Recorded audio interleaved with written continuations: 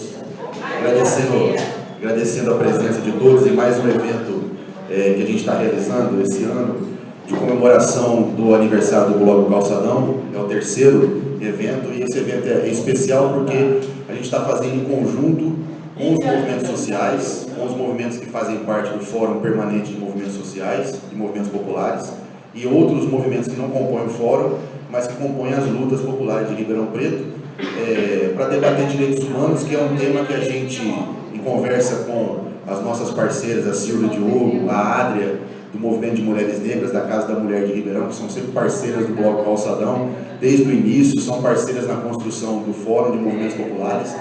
E a gente conversando, a gente decidiu que não existiria tema melhor ou mais importante nessa época do que debater direitos humanos em todas as suas vertentes, devido a toda a conjuntura que a gente está vivendo. Então esse vai ser o tema que vai congregar tanto a comemoração dos 3 anos do blog, quanto a participação dos movimentos populares, seja no fórum, seja nas lutas aqui em Ribeirão Preto, tá? Então eu queria compor a mesa. Vão ter alguns companheiros que vão fazer uma fala rápida, porque tem que sair, mas o restante vai ficar aqui na mesa para a gente poder debater direitos humanos. Eu queria convidar para vir para a mesa uma grande companheira, lutadora aqui de Ribeirão Preto, parceira do Blog Calçadão, fundadora do Fórum de Movimentos Populares, está sempre aí na batalha, sempre na luta, a gente chama e ela propõe atividade e ela está sempre com garra. Uma salva de palmas para a companheira Adria Maria de Jesus.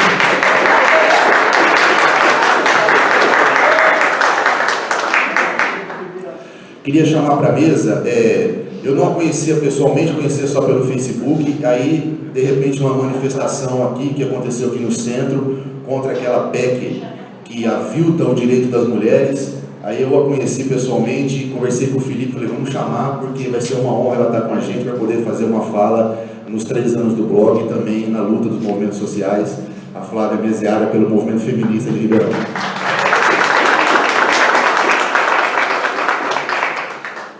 Queria convidar para a mesa, representando a POSP, a articulação sindical, o companheiro Roberto Toffoli, também lutador e talvez um dos maiores combatentes do governo Geraldo Alckmin, esse governo que é parceiro do Temer no golpe no Brasil.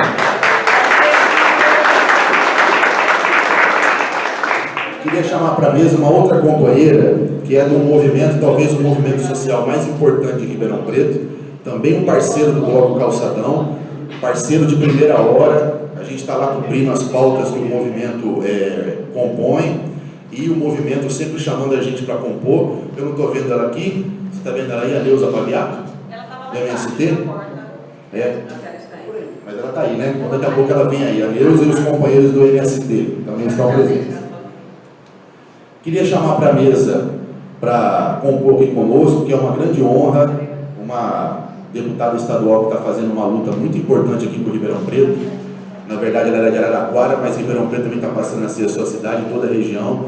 Um mandato voltado para os movimentos sociais, para os movimentos populares, e aí eu fiz o convite a ela e ela aceitou. Marcelia, por favor.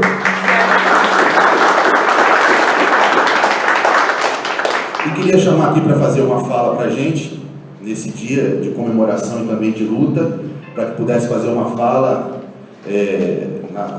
em relação ao seu mandato também, em relação à defesa dos direitos humanos, o vereador Dr. Jorge Pará.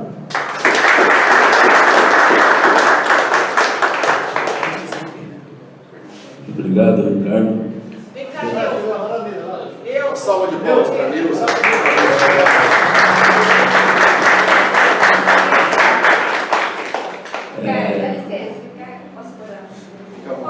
Bom dia a todos. Não poderia deixar de vir aqui hoje parabenizar o Bloco Calçadão, Ricardo, Felipe, que fazem um trabalho fantástico nessa mídia alternativa, democrática, tão necessária, em uma cidade tão conservadora em que os movimentos populares, os partidos de esquerda não têm espaço praticamente nenhum. Então veio a calhar realmente nós termos esse blog, que eu tive a satisfação de vê-lo fundar e vê-lo crescer. Mas, como eu disse, não poderia deixar de dar uma passada aqui para dar um abraço para o Ricardo, para o Felipe e para todos vocês dos movimentos populares que fazem um trabalho de resistência democrática exemplar. Reconhecer também o trabalho da deputada Marcelia, que apesar de ser deputada de Araraquara, ela atua em toda a região e em todo o estado e tem dado uma atenção muito especial para Ribeirão Preto. Dizer que nós vivemos realmente um momento difícil na vida nacional, com o golpe e com a retirada de tantos direitos conquistados aí ao longo do tempo, direitos trabalhistas, principalmente, programas sociais, mas que nós, ao mesmo tempo, estamos verificando que a resistência do movimento popular ela é consistente. E, principalmente, os últimos acontecimentos na política nacional têm revertido uma situação de, digamos, um certo desgaste da esquerda, e principalmente do PT e dos partidos de esquerda.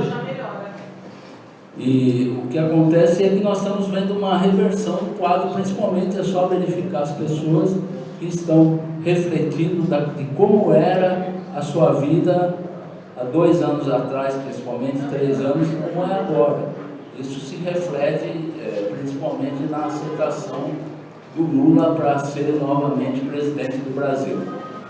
Eu acho que isso tem tudo, não só a liderança do Lula, mas também a ação dos movimentos populares, né, são decisivos para que essa percepção esteja mudando na população brasileira. Se resume, o trabalho da esquerda é esse, melhorar as condições do povo, principalmente do povo mais necessitado.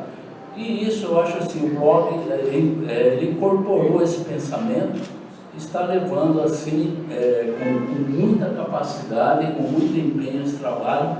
Quero mais uma vez parabenizar você pela sua perseverança nesse trabalho e naturalmente ele tende a se expandir, porque 3 anos já praticamente já consolidou, né? Daqui para frente é só crescer. O tema direitos humanos foi colocado devido à importância e à relevância que ele está sendo discutido e está sendo aviltado e ferido nos últimos tempos. E a gente coloca direitos humanos em toda a sua concepção, e por isso essa mesa ampla, falando de educação, falando de luta pela reforma agrária, falando de movimento de mulheres negras, movimento feminista, mas também o movimento LGBT, todos os movimentos que lutam porque os direitos humanos perfaz todos esses segmentos.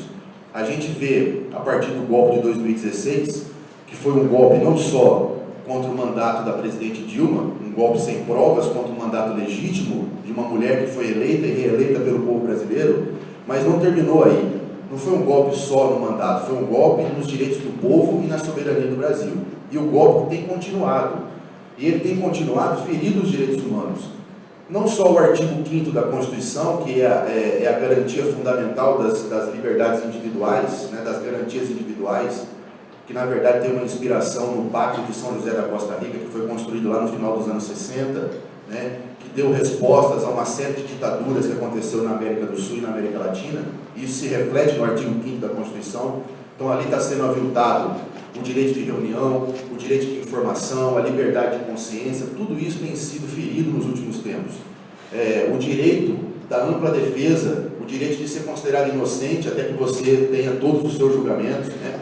Eu não estou dizendo aqui só da perseguição clara que está acontecendo contra a maior liderança política desse país, que é o presidente Lula, mas aquilo que acontece hoje em dia, por exemplo, nas universidades. A gente já está vendo esse golpe começar a aviltar dentro das universidades, que é o símbolo maior da democracia, da resistência e da luta desse país, e a coisa vai avançar. A nossa democracia não é uma democracia plena. Eu respeito a opinião de alguns companheiros que viram, por exemplo, na Operação Lava Jato, em todo esse sistema que diz que combate a corrupção, uma coisa boa, porque diziam o seguinte: antigamente, né, a violação do artigo 5º acontecia só com pobres, periféricos e negros, e acontecia mesmo. A gente não deu garantia democrática para essa população. Tanto é que saiu ontem que o Brasil é a 3ª nação com o maior número de presidiários, de população carcerária. Se a gente for pegar o número de pessoas que estão lá, for olhar com mais proximidade aquilo tudo, a gente vai perceber que lá dentro está a população jovem e negra do Brasil. E mais, quase 30% dos mais de 700 mil presidiários do Brasil estão presos sem julgamento. Estão presos sem julgamento. Ou seja, uma aviltação da democracia, do Estado Democrático de Direito. E quando essa justiça seletiva que a gente está enxergando pressiona o STF e o STF aprova a prisão em segunda instância, muita gente comemora, achando que agora os poderosos estão indo para a cadeia. Mas isso não é verdade. Primeiro que poderosos não estão indo para a cadeia, estão indo alguns que esse golpe considera inimigo, porque aqueles que ele considera parceiro não estão na cadeia. Pode roubar à vontade, inclusive provado, com mala de dinheiro, com telefonema, com tudo, e não está na cadeia. E essa prisão em segunda instância, que muitos, erradamente, na minha opinião, comemoram, Neuza, ela vai se refletir no futuro, de novo, na população pobre e periférica do Brasil, que vai ser preso em segunda instância, que vai aumentar ainda mais a população carcerária. Não é só o artigo 5º, que são considerados os direitos humanos de primeira geração. Também está sendo aviltados os direitos humanos de segunda geração. E por isso os companheiros dos movimentos populares aqui. Está sendo ferido o direito de uma saúde pública e universal. Está sendo ferido o direito à educação pública. Está sendo ferido o direito a uma aposentadoria. O sistema de aposentadoria está sendo vendido. O que vai acontecer? O Lula aprovou em 2004 o benefício de prestação continuada, que atende basicamente idosas que não têm renda e pessoas portadoras de necessidades específicas, que recebem um salário mínimo até o final da sua vida porque não tem outra renda. O que é que esse governo está fazendo hoje? Ele está convocando todas essas pessoas para um chamado recadastramento, e a proposta desse governo é cortar o benefício pela metade ou totalmente. Aí você observa um governo que quer privatizar o SUS, quer acabar com o benefício de prestação continuada e que está negociando com os planos de saúde privado um aumento das tarifas para os idosos. Que governo é esse? É um governo que cultua a morte, não é um governo que cultua a vida. E o governo que cultua a morte ataca os direitos humanos. E é por isso que a gente resiste, é por isso que a gente está aqui lutando e na luta. Para terminar, para levar para o final, os direitos humanos de terceira geração, que são os direitos humanos que protegem as minorias ou os setores sociais fragilizados. Aí entra o Estatuto da Criança e Adolescente, o Estatuto do Idoso, a Lei Maria da Penha, né? O Estatuto da Igualdade Racial, o Estatuto LGBT que ainda não existe, que os companheiros estão na luta. Ou seja, tudo isso está sendo também atacado e ferido por essa direita conservadora, muitas vezes aliada de um movimento fundamentalista, religioso, que se alia à bancada da bala, que se alia à bancada da Bíblia, à bancada do boi, e eles são parceiros do neoliberalismo que está sendo reimplantado no Brasil sem voto a partir do golpe de 2016. Eles estão todos juntos. Se você pegar o voto desse pessoal no Congresso, dos pastores ou representantes de pastores fundamentalistas, eles votaram a favor da reforma trabalhista, eles votaram a favor do congelamento de gastos de 20 anos, eles são parceiros do golpe, são parceiros do neoliberalismo que está sendo reimplantado. Por isso a gente tem que se levantar, e por isso que eu vou passar a palavra para os companheiros de diversos segmentos sociais, da luta parlamentar, porque os direitos humanos, ele faz parte da nossa vida em todos os segmentos que a gente atua, em todos. E o blog Calçadão é para isso. Quando a gente criou o blog há 3 anos atrás, eu, Felipe, Paulo Honório, o Hilton, o Ailson, o Fábio, a gente colocou o seguinte: o blog Calçadão, ele tem que ser aberto para todo o campo da esquerda, todos os partidos de esquerda, os partidos populares e democráticos e os movimentos sociais. No blog Calçadão, não é proibido ter filiação partidária. O Ricardo Gimenez é militante petista. Eu sou hoje vice-presidente do PT, trabalhando junto com o meu companheiro Fernando Tremura, que é o presidente do PT em Ribeirão Preto. Aquilo que eu escrevo no blog, com a minha assinatura, traz a minha visão de militante petista, a visão de quem vai apoiar o presidente Lula nas suas caravanas e no projeto que ele está propondo. Mas o blog Calçadão não é partidário. O blog Calçadão, se ele ainda não está muito aberto, Felipe, a todo mundo tem que estar mais. E a primeira coisa que a gente fez, quando eu assumi um cargo de dirigente do PT, foi me tirar da liderança do blog e colocar o Felipe, que hoje comanda o blog Calçadão, porque ele não tem filiação partidária. E essa é a nossa luta. Como o Jorge Parada disse aqui, a gente se consolidou. Sim, o Felipe é do MST. O MST é o grande representante dessa grande amplitude, né, de estar sempre junto nas lutas. É isso aí. A primeira coisa que eu fiz foi me tirar da liderança do blog. Por quê? Porque o blog tem que estar aberto a todo mundo. Nós nos consolidamos nesses 3 anos e nos próximos anos a gente tem que consolidar cada vez mais o blog Calçadão. Para quê? Para que todo mundo tenha voz. para que cada artigo, que cada companheiro ou cada reportagem que o Felipe faça nas pautas dos movimentos sociais, possa mais gente ver. Hoje em dia, qualquer artigo, qualquer reportagem que você coloque no blog Calçadão, dá em média 700 visualizações. Então, se você escrever um artigo hoje e colocar lá, você vai ser lido por 700 pessoas. A gente quer, no final do ano que vem, que cada artigo, cada reportagem no blog seja lido por 1.400, 1.500, 3.000, 10.000. A gente quer que a nossa página no Facebook, que hoje tem 8.000 seguidores, no final do ano que vem tenha 16.000. Mas para quê? Para poder, um dia, ajudar favoravelmente na política o Ricardo Gimenez, ou o Felipe, ou o Paulo Honório? Não. Porque o nosso objetivo é esse. O Bloco Calçadão jamais vai ser usado como instrumento de política, jamais vai ser usado como instrumento eleitoral. Nem para o Ricardo, nem para o Felipe, nem para ninguém. O Bloco Calçadão existe, vai existir e vai continuar, não é, Felipe? Para poder dar voz para os movimentos sociais, para os partidos de esquerda, para aqueles que têm algo a dizer para a população de Ribeirão Preto. Então a gente quer ampliar o Bloco Calçadão para dar mais poder de voz ainda para cada um de vocês. Falei certo ou não falei, Felipe? Você que é o chefe do blog.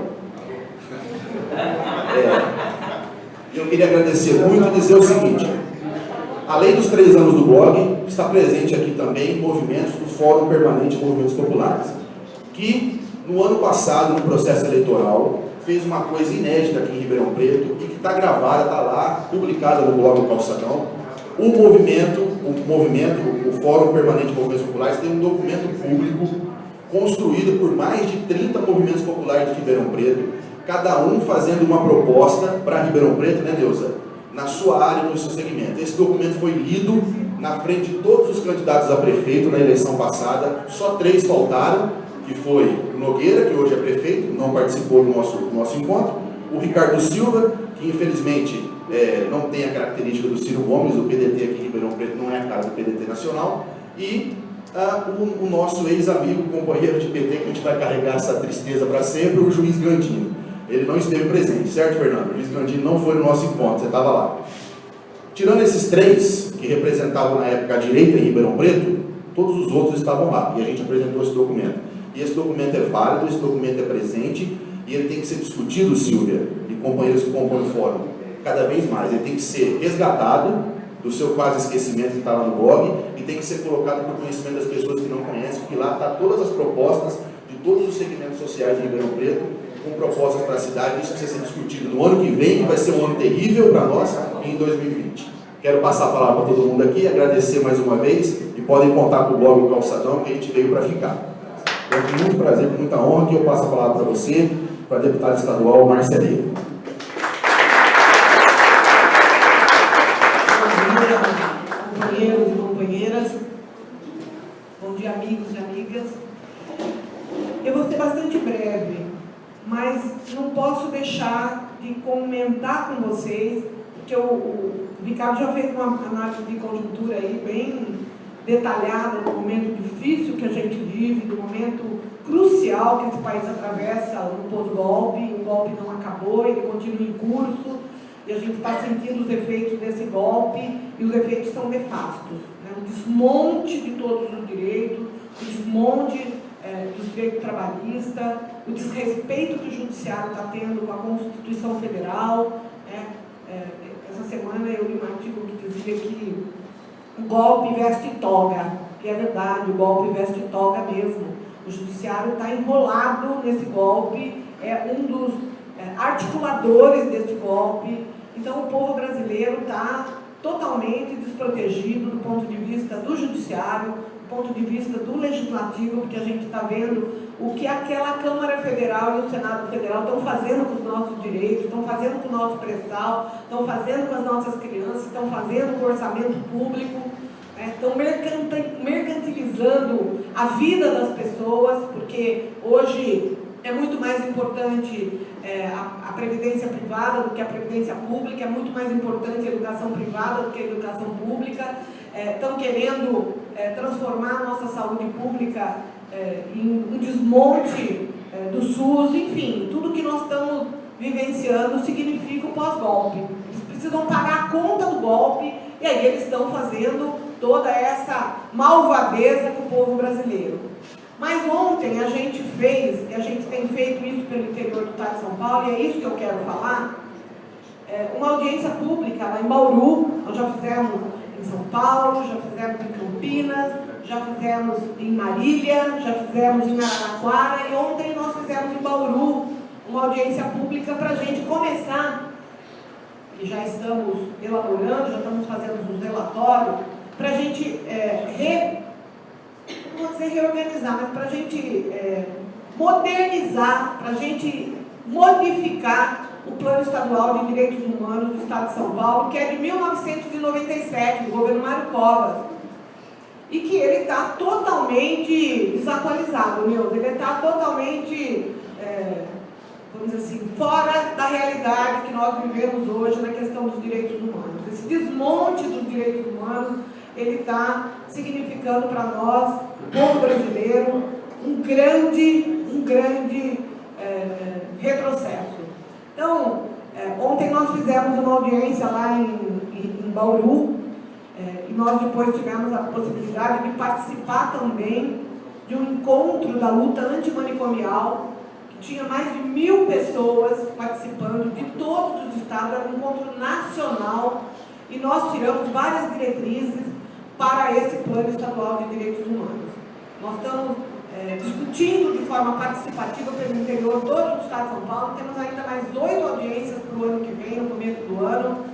Vamos a várias cidades, Ribeirão Preto é uma das cidades que a gente pretende vir para discutir isso, e a ideia é a gente pegar contribuições dos movimentos populares, contribuição das pessoas que estão ali no dia a dia, vendo tudo o que está acontecendo na questão do desmonte dos direitos humanos, para que a gente possa fazer uma proposta que tenha a participação do Conselho de Direitos Humanos do Estado, o Congresso tem participado conosco, o pessoal da luta antimanicomial, o pessoal do SOS Aldeias tem participado conosco, muitas lideranças de vários movimentos populares estão juntos na construção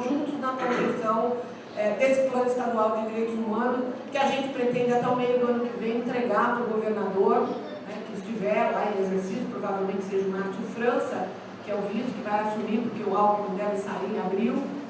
Enfim, então ontem foi um dia extremamente produtivo e nós tiramos lá, nessa audiência pública de Bauru ontem, que nós vamos incluir no Plano Estadual de Direitos Humanos duas questões que não tem, e nós vamos incluir capítulos específicos, que é a questão da luta antimanicomial, porque esse governo Temer, esse governo e esse Ministério da Saúde estão querendo trazer de volta os manicômios, que é uma forma que eles têm de privatizar o atendimento da saúde mental e fazer com que aquela loucura que era a destruição de vidas humanas, que hoje, e ontem lá eu vi, foi lá no Sagrado Coração, na Faculdade Sagrado Coração de Jesus, lá em Bauru, um campo maravilhoso, eu não conhecia, quem não conhecia e não conhece, por favor, é um lugar que vale a pena conhecer, é um belo espaço, e eles estavam lá, mais de 1000 pessoas, inclusive muitos usuários do CAPES, muitas pessoas que estão integradas nessa luta, e o evento foi maravilhoso, e é uma luta que nós estamos encampando e colocando também nesse Plano Estadual de Direitos Humanos. Outra questão que a gente está trabalhando para incluir nesse Plano de Direitos Humanos é a questão dos direitos humanos da população em situação de rua, porque a gente viu o que o Dória fez, o que o governo do PSDB tem feito com as pessoas que vivem em situação de rua. Então tem muita coisa que tem vindo como contribuição e que a gente está agregando a esse novo Plano de Direitos Humanos. E para encerrar minha fala, que eu já falei demais, eu quero falar um pouco sobre o que nós estamos vivendo na educação. E por consequência da reforma trabalhista, a Universidade Estácio de Sá, ela dispensou 1.200 entre professores e funcionários nessa semana, e aqui em Ribeirão Preto, acho que são mais de 70 pessoas do antigo COC, que agora é Estácio, que foram dispensadas, e as pessoas estão começando a sentir os efeitos do golpe no dia a dia, subindo a cada pesquisa que é feita. Está sendo um sucesso a caravana pelo Espírito Santo, pelo Rio de Janeiro, que acabou ontem, eu tenho acompanhado, tenho recebido informações da caravana, e a cada dia mais as pessoas estão se dando conta de que o golpe ele foi feito justamente para acabar com a nossa soberania nacional. Nós estamos sendo vilipendiados todos os dias, por isso que esse debate aqui sobre direitos humanos é fundamental. É muito importante que a gente faça outras atividades. E a gente tem feito isso pelo Estado de São Paulo inteiro. Então, todos esses debates são fundamentais. Então, parabenizar vocês por essa iniciativa, pedir desculpas porque eu não consigo ficar, eu tenho que estar 1h eu tenho um compromisso com o horário marcado lá em Miguelópolis. O Clodoaldo me falou, o Clóvis, aliás, me falou que dá uns 100 e poucos quilômetros, eu não sei muito bem quantos quilômetros são, mas eu tenho que chegar em Miguelópolis às 13 horas. Então, agradecer o convite, parabenizar vocês e desejar um bom debate sobre direitos humanos. E lá na Assembleia Legislativa, a Comissão de Direitos Humanos, da qual eu faço parte, que é quem está levando esses debates pelo interior, está à disposição para que a gente possa construir outros debates, para que a gente possa participar efetivamente aí de todas essas articulações que vocês fizeram em relação aos direitos humanos. Muito obrigado. Desculpa se eu falei demais, mas era importante a gente contar um pouco desse trabalho que a gente está fazendo de direitos humanos pelo interior do Estado. Um bom dia a todos, um bom debate. Obrigada, Ricardo. Obrigado, Adria. Obrigada, Flávia, querida Neuza, Roberto, companheiros e companheiras. Um grande abraço e eu vou me retirar.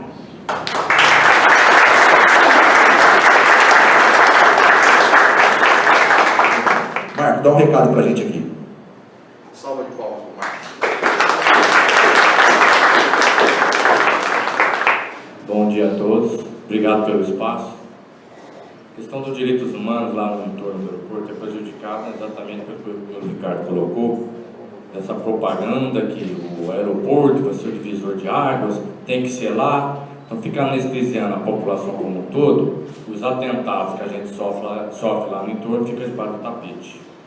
Porque é um tema que envolve milhões, é um tema estatal de privatização, eles querem internacionalizar para depois transferir a administração do aeroporto. Então, toda vez que quer privatizar alguma coisa, vem aquela campanha de convencimento. Então, ele anestesia a cidade com essa propaganda, que vai ser um divisor de águas, e eles ficam pisando nas nossas cabeças lá. Vou tentar resumir um pouco desses atentados. A gente chama aeroporto, mas o Leite Lopes ele não nasceu aeroporto, era um aeródromo, um campo de aviação. Aeroporto é quando você tem um campo de aviação, você tem determinadas instalações, terminal de passageiros, etc. O Leite Lopes ele se transformou em aeroporto na década de 80. Aí aumentou o tráfego de aeronaves e veio melhoria nas instalações. O que aconteceu na década de 80? Em 1984, foi criado um chamado Plano de Zonamento de Ruídos, onde se detém aonde o ruído é intensivo e prejudicial à saúde humana. Então, em 84, foi criado um plano de ruído em cima dos bairros já consolidados. Os nossos bairros lá do entorno do aeroporto é da década de 30 e de 40. Então, o que se vende para a cidade? Porque precisa do aeroporto, o aeroporto é isso, o aeroporto é aquilo, e aquele povinho invasor fica atrapalhando. Só que nós não somos invasores. Nós já estávamos lá quando o Leite Lopes transformou o aeroporto e criou uma área de ruído em cima dos bairros já existentes. Então, se você tem uma área de ruído que é insalubre e você tem a sua propriedade lá e você paga seu imposto, não está dito na planta genérica de valores que em área de risco teria que ser um tratamento tributário diferenciado? Mas como que vai ter isso? É uma coisa que eu estou falando para vocês, debaixo do tapete desde 1984. A questão tributária lá, de quem está numa área insalubre, que foi transformada em área insalubre por causa do aeroporto 84. Então, o aeroporto, a área de ruído do aeroporto, é que invadiu os bairros do entorno. Isso não chega na cidade, porque a maior parte da mídia também não defende direitos humanos. A mídia, ela defende o seguinte, ela explora os direitos humanos naquilo que é tragédia, naquilo que é prejudicial e passa. Então, a mídia, ela sobrevive em grande parte da exploração dos direitos humanos. Quanto mais direito humano violado, mais matéria e mais ibope. É o que acontece conosco lá. Então a mídia dificilmente dá espaço para nós. Dá espaço para a propaganda governamental. Então esse é um primeiro atentado. Um outro atentado. Se diz que Ribeirão Preto tem muito foco de áreas de comunidades, né? Isso é verdade. Mas, primeiramente por quê? Lógico que a razão número 1 é falta de política pública habitacional. Agora, qual que é o adendo, qual que é a característica especial lá no entorno do aeroporto? Nós temos milhares de famílias em cerca de 20 núcleos de comunidades. Essa questão de 20 favelas em torno do aeroporto também a grande mídia não passa. E por que isso? Por que 20? Porque se o aeroporto traz desenvolvimento, vai valorizar os terrenos? Mentira, senão os ricos da Zona Azul, como o Ricardo colocou, teriam migrado para lá e comprado todos esses terrenos. Então o que acontece? 20 favelas por quê? Porque esse aeroporto, essa lenga-lenga, essa teimosia, essa novela do aeroporto já vem desde 97, primeiramente, quando já assinou um estudo internacional para lá. Então, quando você faz um estudo, um projeto, que vai ter um aeroporto, vai impactar em desapropriação no entorno, quem tem áreas ali no entorno vai investir por quê? Vai construir alguma coisa para ser desapropriado depois? Então, o projeto do aeroporto, ao contrário do que a grande mídia fala, para nos convencer, ele pregou o desenvolvimento do entorno. Então, ele gerou muitas áreas vazias. E essas áreas vazias, para quem não tem moradia, foram lá e ocuparam. Essa é a grande verdade. O aeroporto é que trouxe essas comunidades para o entorno. Então, um outro atentado, que na administração Darcy Vera. Darcy Vera, o aeroporto da casa. Promoveu o desfavelamento lá no entorno. Mentira. A mídia mentiu. Por que a mídia, a grande mídia em Ribeirão, mentiu a esse respeito? Porque não houve um desfavelamento. Houve um desfavelamento parcial, pequeno, diante do quantitativo de comunidades que tem lá. O que foi desfavelado? Foi pequenos trechos, parte de áreas de comunidades, beirando a cerca do aeroporto.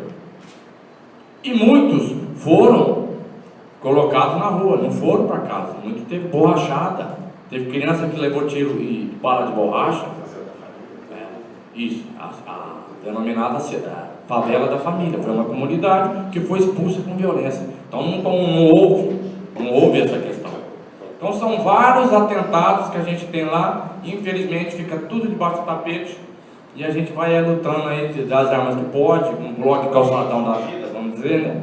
E vamos levando aí, tentando a gente se unir com vocês, cada um com a sua demanda, cada um com seus segmentos sociais, para a gente estar à linha de frente. Um outro atentado que a mídia explora. Todos vocês já ouviram falar de criança invadir pista do aeroporto? Porque cai a pipa lá dentro e a criança vai buscar? Mas por que acontece isso? Que é o seguinte, desde 1997 existe um ofício do governo do estado para a prefeitura que a cerca, a rua americana, está muito próximo da pista. Isso fere norma de segurança. Você não pode ter uma pista aqui, numa rua do pai a 80 metros. Era já para essa cerca do aeroporto ter sido deslocada e mais longe. E esse alambrado, meia boca que eles fazem lá, era para ter sido feito um muro. E eles não fazem. E a mídia, em vez de nos ajudar a denunciar isso que eu estou falando, não o faz. Então fica lá essa situação de insegurança, de você ter um bairro, uma rua, próximo do lado da pista, um alambrado meia boca que as crianças vão lá buscar pipa, e não resolve. Há 20 anos. Agora a mídia parou de falar de criança invadir pipa. Por quê?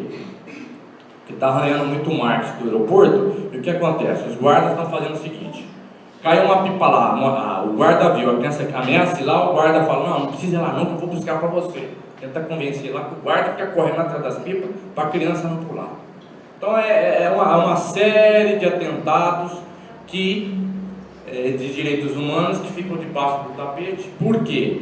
Por causa dessa campanha de convencimento do governo estatal, campanha milionária, que é apoiada pela mídia. Só que não é só nós que perdemos, não. Todos aqui de Ribeirão Preto vão perder também no seguinte sentido.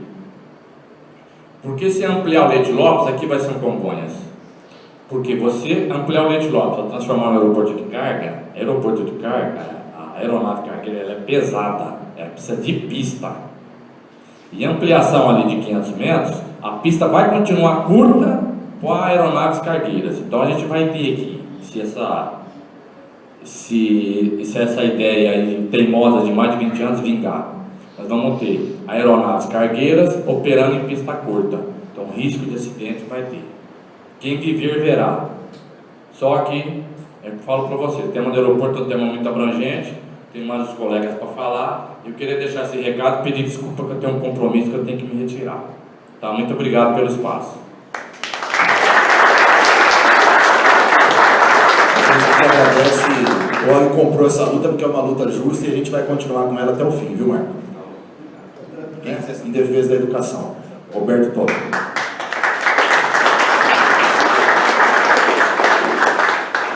Bom dia a todos. Eu fico muito feliz de estar participando já pela terceira vez do aniversário do blog, né, com meu amigo Ricardo, meu irmão Ricardo, né, meu irmão Felipe.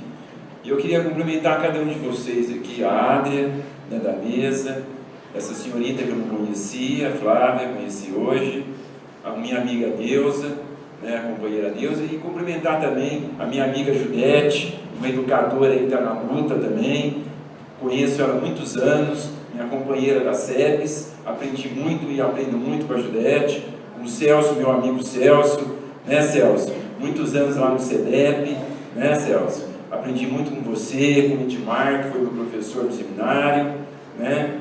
O Pedrinho, meu amigo sindicalista, está aí, né, Pedro? Pedro Sampaio, está sempre aí na luta, o Fernando, né, Tremor, e o meu grande mestre, José Wilson, né, Zé? O Zé que me colocou aí, é um grande lutador da Floresp, né, que sempre defendeu a educação do Estado de São Paulo, a educação do Brasil, é um grande lutador e até hoje milita, né, Zé? Com 72 anos, né, Zé? Está aí na militância aí, né? Então, o Zé é uma pessoa que, assim, como fosse um pai para mim, e eu aprendo muito com ele. Então, a gente fala de educação, de direitos humanos, né? Acho que tem tudo a ver, né? Nós estamos vivendo uma crise, não só econômica, mas uma crise social, uma crise ecológica, né? Que eu penso que a grande defesa dos direitos humanos é a gente defender a terra, a mãe terra, como o presidente da Bolívia fala, né? O Evo Morales, a mãe terra. Então, se a gente tivesse a consciência de defender primeiro a mãe terra, a gente defendia todos os nossos direitos, né? E a gente fala de educação, onde nós temos um país que tem uma educação para o rico, né, e uma educação para o pobre, né? Uma escola para o rico e uma escola para o pobre. Onde nós temos um país, um estado de São Paulo que gasta R$180 por aluno e a Bolívia gasta 400 por aluno. Então, quer dizer, é um absurdo, né, a gente viver num contexto como nós estamos vivendo, né? O estado de São Paulo não é diferente, né? O estado de São Paulo mais rico do Brasil, né? Nós temos várias crianças fora da sala de aula. Só em Ribeirão Preto, no levantamento nós fizemos a POESP aqui de Ribeirão Preto, nós vamos ter mais de 80 salas fechadas para 2018. Né? Onde estão esses alunos? Nós temos agora vindo com o PL 920 do governo do estado, do Alckmin, que é o grande inimigo da educação, querendo cortar a verba para a educação, para a saúde, onde nós temos o Hospital das Clínicas, que atende o rico e o pobre, com o mesmo dinheiro do SUS. Você tem uma ala lá do rico, você paga R$800 a consulta, é o mesmo lugar onde é atendido o pobre, mas vai ver lá, é uma ala completamente diferente. Então, essa desigualdade é muito séria, né? E nessas caminhadas que eu tenho para as escolas, a gente vai defender os direitos dos professores, onde hoje um professor do estado ganha na média R$1.800. É um absurdo isso, né? Para 40 horas semanais. As condições de trabalho nossas são as mais piores que existe, né? O aluno, por exemplo, eu tenho um aluno que eu dou aula numa periferia em Ribeirão Preto, na Vila Virgínia. O aluno está indo na escola porque ele vai para comer. Ele vai para comer porque ele não tem almoço, ele não tem janta. Então ele vai lá para comer. Não vai lá para estudar, ele vai lá para comer. Então isso é muito triste, né? Então a gente está aí numa luta incansável, a POESP, né, contra esse governo tucano, contra esse grande inimigo da educação, né? Nós temos vários projetos que esse governo está passando agora, o fechamento de salas de aula, o PL 920, agora ele tem querendo mandar 33 mil professores categoria O, são professores que são contratados para 2 anos, e ele não quer resolver esse problema desses professores. Quer dizer, nós vamos ter 33 mil pais de família, mães de família desempregados para 2018. Quer dizer, é um caos total, e esse governo defendendo a reforma da Previdência. né, onde um professor vai ter que trabalhar 40 anos numa sala de aula. Sem condições nenhuma, né? Uma sala de aula, nem ventilador às vezes tem, né? Meu amigo lá, o Sartinha, na sala de aula dele nem ventilador tem, que ele também dá uma aula numa periferia de Ribeirão Preto. Então é a situação que nós estamos, e nós estamos aí enfrentando esse governo há 23 anos, esse governo do PSDB. Então nós estamos num momento muito crítico, mas nós não podemos perder a esperança, né? Como Leonardo Boff fala, nós temos a metáfora da águia e da galinha, né? Então nós temos que ser essa águia que vai em busca da luta, né? Que vai em novos horizontes e continua na resistência contra esse governo autoritário que não respeita os direitos humanos e muito menos a educação no Brasil. Eu quero deixar um abraço para vocês, agradecer novamente o meu amigo Ricardo e dizer o seguinte, pessoal, que nós somos, todos nós aqui, somos aquela formiguinha que sonhamos para um mundo melhor, e esse mundo e essa sociedade é possível. Só depende de nós, de mais ninguém. Um abraço a todos.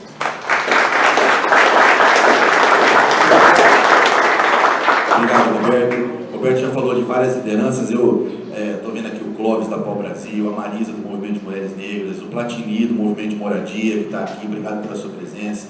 O Marcinho e a Ana do Movimento Cultural de Ribeirão, obrigado. O Davi representando o setorial de Direitos Humanos do PT de Ribeirão Preto, o Juninho também está aqui, e outros companheiros que daqui a pouco a gente vai falar, mas também o microfone, a Aureli, professora lutadora da UPOESP.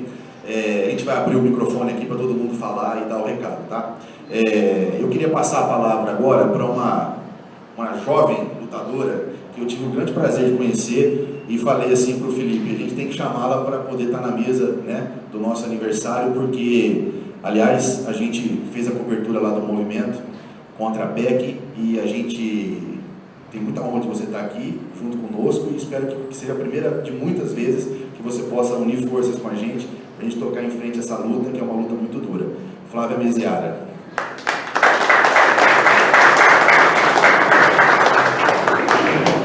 Bom dia a todos e a todas. Eu quero agradecer imensamente o convite. Primeiro, pelo respeito que eu tenho pelo blog, né, que é um espaço muito importante no campo progressista. E também por estar aqui numa manhã de sábado com todos vocês, porque a gente sabe que a gente que é da esquerda, do campo progressista, às vezes nós nos vemos cansados, né, de lutar, de avançar e depois vir uma onda e nos arrastar de novo para o começo de tudo. E às vezes eu já me peguei várias vezes desanimada e falando como é que a gente vai fazer, né? Mas sempre tem os companheiros, tem o companheiro Rafa, do mais que não está aqui, que a gente sempre conversa, a gente sempre se apoia quando a gente está nesse estado de sofrimento. Mas é muito importante então estar aqui com vocês nessa manhã, todas as pessoas com o mesmo objetivo, dá muita energia para a gente. E eu vim aqui com o objetivo para falar do movimento feminista em Ribeirão Preto. Eu sou advogada, né, sou professora, tive a honra de ser professora do Tremura, né, um companheiro, né, e estou aqui para falar para vocês de uma luta nossa. Eu vou falar do feminismo, né, em termos gerais, é a nossa luta aqui em Ribeirão Preto, né. A gente aqui em Ribeirão, a gente está num movimento faz algum tempo, a gente tem como linha de atuação fazer atos, né, passeatas na rua, principalmente quando existem alguns fatos muito importantes que precisam de uma resistência, que a gente precisa de uma colocação, né. A gente fez atos contra a pílula, né, um ato foi Pílula Fica, Cunha Sai, que era um projeto do nosso querido Cunha, né, da pílula ser criminalizada, a pílula do dia seguinte ser criminalizada. Então já envolvi as questões das mulheres vítimas de estupro, principalmente, que quando eram vitimizadas, uma primeira das medidas da pílula do dia seguinte, para que não houvesse, que elas não ficassem grávidas. Fizemos atos contra a cultura do estupro, que é um dos temas mais importantes que envolve a luta feminista, né? A mulher ser objetificada, a mulher ser vítima de estupro. Os índices no Brasil são temerosos, são assustadores, né? As mulheres são estupradas, eu sempre costumo falar, desde como a gente começou esse evento aqui até agora, várias mulheres no Brasil já foram vítimas de estupro, já foram vítimas de feminicídio, e muitas delas também já estão numa mesa de uma clínica para fazer um aborto clandestino.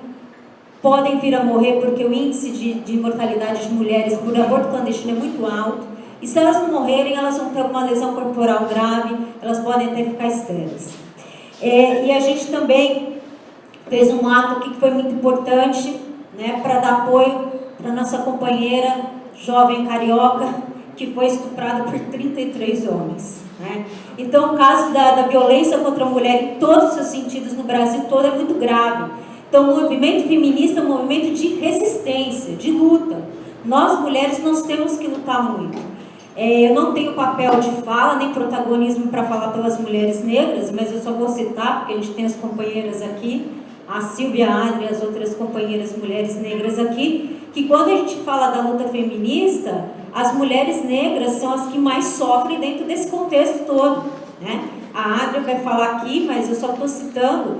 E aí eu quero colocar mais uma outra questão. Tem as mulheres negras, existem outras mulheres. As mulheres negras, elas existem, elas são muito discriminadas, elas sofrem demais, mas eu quero colocar para vocês que elas são vistas pela sociedade, ainda de uma forma horrível, elas são vistas. E as mulheres indígenas? Então, a gente não pode esquecer também das mulheres indígenas que são vítimas de estupro cotidianamente. Tem uma questão específica, né, dentro da questão das tribos, a questão também de todo o desrespeito que está existindo com o povo indígena. Eles têm que sair para as cidades, então os homens, os índios, eles começam a fazer uso de drogas para combater a depressão, e as mulheres passam então a ser vítimas de violência doméstica e de estupro. Então, a pauta feminista ela é muito grande.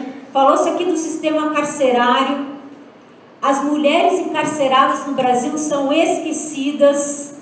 As mulheres encarceradas no Brasil, em sua maioria, estão lá presas por fazerem tráfico para a mão de seus maridos e para o sustento de suas famílias. Então, elas não deveriam estar lá. São muito maltratadas. Eu não sei se vocês sabem, mas as mulheres sequer recebem absorventes em seu período menstrual.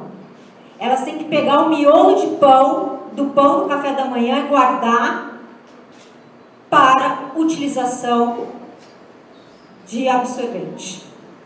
Então, a situação da mulher encarcerada é de extrema gravidade, porque elas são esquecidas também. Elas são esquecidas. E mais, e quando elas são gestantes? O contato com seus filhos. Né? Então, a mulher, ela vem sendo aviltada em seus direitos desde o nascimento da humanidade. Né? A culpabilização, com todo respeito às religiões aqui, mas a culpabilização de que foi Eva, né, que trouxe a destruição para o mundo. Né? Então, isso já existe há muito tempo. Então, a luta das mulheres é uma luta de muita resistência, sempre foi. Né? No final da década de 30, 40, com o movimento sufragista, né, a gente teria que ter um evento aqui só para falar disso, porque tem as questões que começaram com as mulheres burguesas, mas o movimento sufragista foi muito importante na luta pelos direitos das mulheres pelo voto, e aí seguiram-se as lutas. E a gente continua todo dia tendo que lutar. E vem aí essa PEC 181, essa PEC cavalo de Troia, que a gente chama, porque no primeiro momento ela veio como um presente para estender a licença maternidade no caso de fetos prematuros, e aí eles colocam lá que a vida deve ser preservada desde a concepção. E com essa preservação, então, a mulher não poderá abortar em nenhuma situação. Situações já consagradas desde a década de 40, com o Código Penal brasileiro, que não pune o estupro, o aborto em decorrência de estupro e risco de morte para a mãe.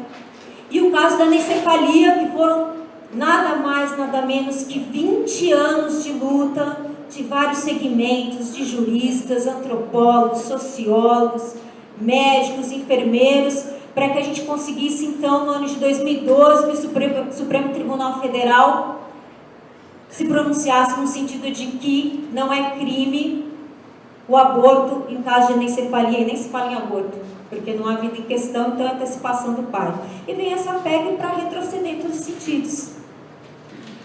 Então, olha o contrassenso, né? Nós temos vários casos de estupro todos os dias. As mulheres morrem por fazer o aborto clandestino, porque as mulheres ricas fazem com seus médicos, nas clínicas particulares, com segurança. E, de novo, quem que é vítima dessa morte? As mulheres negras. São as que mais morrem, as mulheres negras, pobres, que mais morrem nas clínicas clandestinas. Então, a luta da mulher é muito grande, né? A gente todo dia tem que levantar, e cada uma de nós sabemos aqui, dentro do nosso contexto de trabalho e de luta, dentro das nossas famílias, o tanto que a gente tem que resistir, porque é uma luta diária. Por isso que o movimento feminista é muito importante. Nesse ato que a gente teve da PEC 181, que foi dia 18 de novembro, a gente teve a felicidade de algumas meninas novas quererem se incorporar ao movimento feminista. Eu fiquei muito feliz porque meninas de 17 anos e outras mulheres que nunca tinham vindo em atos participaram, né, do evento. Mas aí me surgiu uma outra preocupação, que é a questão da onda fascista que está vindo para cima da gente, do movimento feminista. Nós fizemos um encaminhamento por criar um coletivo independente em Ribeirão, para nós fortalecermos cada vez mais essa luta feminista. E aí uma das coisas que a gente começou a discutir, olha, como que vai ser o nome do coletivo, né? Coletivo Feminista de Ribeirão Preto, Coletivo Feminista Olga, enfim. E as meninas, a juventude, começaram a colocar assim, eu acho que a gente não deve usar o tema feminismo. Eu perguntei, mas por quê? Não, porque é ruim usar feminismo. Aí é ruim, as pessoas não gostam, acham que é tudo um bando de mulher histérica, um bando de... Falei, peraí, irmã, mana, presta atenção, é resistência. Por que o termo feminista é ruim? Por que nós vamos mudar um tema, um nome que é próprio da resistência? Se nós fizermos isso, nós vamos estar sucumbindo aos fascistas, aos direitistas, que querem nos derrubar. Então é feminismo, sim. É uma luta feminista, a luta das mulheres, um movimento político de igualdade entre as mulheres. Precisa se entender que o movimento feminista não é para as mulheres terem supremacia sobre os homens. Não, é igualdade. E o movimento feminista aqui de Ribeirão Preto, né, Adria, né, você vê, a gente preza pelos companheiros homens que nos apoiam nessa luta. Tanto que no dia 18, no ato, os companheiros estavam lá para nos apoiar. Porque a gente vai conseguir acabar com a cultura do estupro, com o machismo como? Só com as mulheres lutando sozinhas? Não. Mudando toda uma cultura do patriarcado que sempre objetificou a mulher, que sempre colocou ela no espaço restrito. Aí vem mais uma menina, mas e se eu quiser casar, não trabalhar e cuidar dos meus filhos? Eu não posso ser feminista? Eu falei, claro, companheira, qual que é o problema? Você pode ocupar esse espaço, mas a luta do feminismo é que você não possa tão e somente ocupar esse espaço. A nossa luta o lugar da mulher é onde ela quiser estar. Então a luta, né, por salários iguais, a questão do machismo ser objetificada. E para terminar, eu quero colocar aqui, e depois a gente pode debater mais. Como advogada, eu atuo em defesa do direito das mulheres. E é muito triste o machismo institucional que a gente enfrenta. É muito grave. Por parte do Poder Judiciário, por parte das delegacias. Uma das nossas pautas no movimento feminista de Ribeirão, juntamente com os outros movimentos feministas de outros estados, é que a Delegacia da Mulher funcione aos finais de semana, porque eu não sei se todos vocês sabem que a Delegacia da Mulher não abre aos finais de semana. E quando que aumenta o número de violência contra a mulher? Aos finais de semana, certo? Com todo respeito a todos os homens, não são todos, mas é quando tem o futebol, quando tem o boteco com amigo, e aí a questão E aí acontece que por ADDM não abrir, que é uma delegacia especializada, que tem as suas mazelas também, mas não por conta de quem trabalha lá, mas por conta do governo, nós temos que nos reportar a um plantão policial. No plantão policial, maioria de homens no atendimento e a culpabilização da vítima da violência. O último caso que eu tive foi chocante. Eu cheguei na delegacia com a minha cliente de apenas 16 anos, vítima de estupro. Cheguei com ela às 7 horas da noite na delegacia, no plantão no 1º distrito, e saí com ela 8 horas da manhã, porque ele não queria dar o flagrante. A gente localizou o estuprador, ele foi preso, o delegado não queria dar o flagrante, porque a menina, vejam só, ela já tinha passado pelo HC, ela estava com a roupa toda suja de sangue, ensanguentada, e o delegado falou assim, mas olha, ele me mostrou o celular dele e vocês tinham conversa de WhatsApp, que vocês iam junto numa festa, que ia ter uma piscina, que vocês iam nadar. E eu fui ouvindo aquilo. Ele falou assim, e você não tem namorado, fulana? Por que você estava conversando com outro menino que não era seu namorado? Então, o tempo inteiro, ele estava querendo justificar o ocorrido por conta do comportamento dela. Isso acontece com todas as mulheres, não só com a minha cliente, com todas as mulheres o tempo inteiro. Então, a luta feminista é essa, pela liberdade das mulheres. Né? E aí, o que aconteceu? Conseguimos o flagrante, mas para ela ser ouvida, ela foi ouvida. Quem já foi no 1º distrito tem aquele balcão, que não tem privacidade nenhuma, uma menina de 16 anos tendo que relatar para um homem, com detalhes, o que aconteceu. Ao nosso lado, suspeitos de tráfico, ao nosso lado, suspeitos de roubo, e todo mundo ouvindo o que ela estava falando. Às vezes o homem não ouvia porque ele fica numa cadeira aqui, tem um balcão, a gente tinha aquele, mas como é que foi? Como é que foi mesmo? E ela tinha que repetir. E aí ele arrancou minha blusa. Então a luta das mulheres é muito grande. Mas para finalizar, eu quero dizer que nós, mulheres, somos muito fortes. Nós resistimos há muito tempo e vamos continuar resistindo. E é feminismo, sim. Gostem ou não, a nossa luta é feminista. E muito obrigada por estar aqui e por todos vocês terem me ouvido. Valeu, Neuza.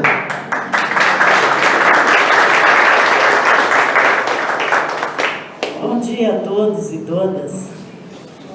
É um prazer estar aqui de volta, né, Ricardo? Mais uma vez, 3 anos, né? E eu acho que é muito importante. Essa comunicação é a melhor comunicação, que eu acho que é a comunicação que nós teríamos que ter no país. Né? Eu já falei isso da outra vez e com certeza, né? É a melhor comunicação, porque essa chega no povo. Essa fala a verdade, o que acontece com o povo, né? E aí eu queria também, né, dar um bom dia à companheira Flávia, à Adria e aos outros companheiros, né, que estão aqui, que fazem parte dessa luta nossa, né, que ajudou a construir o nosso movimento aqui dentro de Ribeirão Preto. Né? São 20 anos de luta dentro dessa região, mas 20 anos de luta de construção, junto com esses companheiros e companheiras. Estou vendo o senhor Antônio aqui, que vem também, né, participando aí junto, contribuindo também com uma formação, né, dentro do nosso movimento, dentro dos nossos acampamentos. Então é um prazer muito grande, né, e deixar claro aqui para vocês, né, que eu não tenho palavras para dizer, né, dar o parabéns para o blog, né, é uma coisa assim fantástica ter esse meio de comunicação junto aos trabalhadores e trabalhadoras, né, que é isso que a classe trabalhadora precisa. E depois eu vou falar que eu trouxe sempre trago alguma coisa para vocês, né? Dizer assim, numa conjuntura dessa, né, num momento difícil que se passa, um momento complicado para a classe trabalhadora, né, principalmente nós no campo, falar em direitos humanos, né, falar de direito dos trabalhadores, nós sentimos isso todo dia dentro dos nossos acampamentos e assentamentos.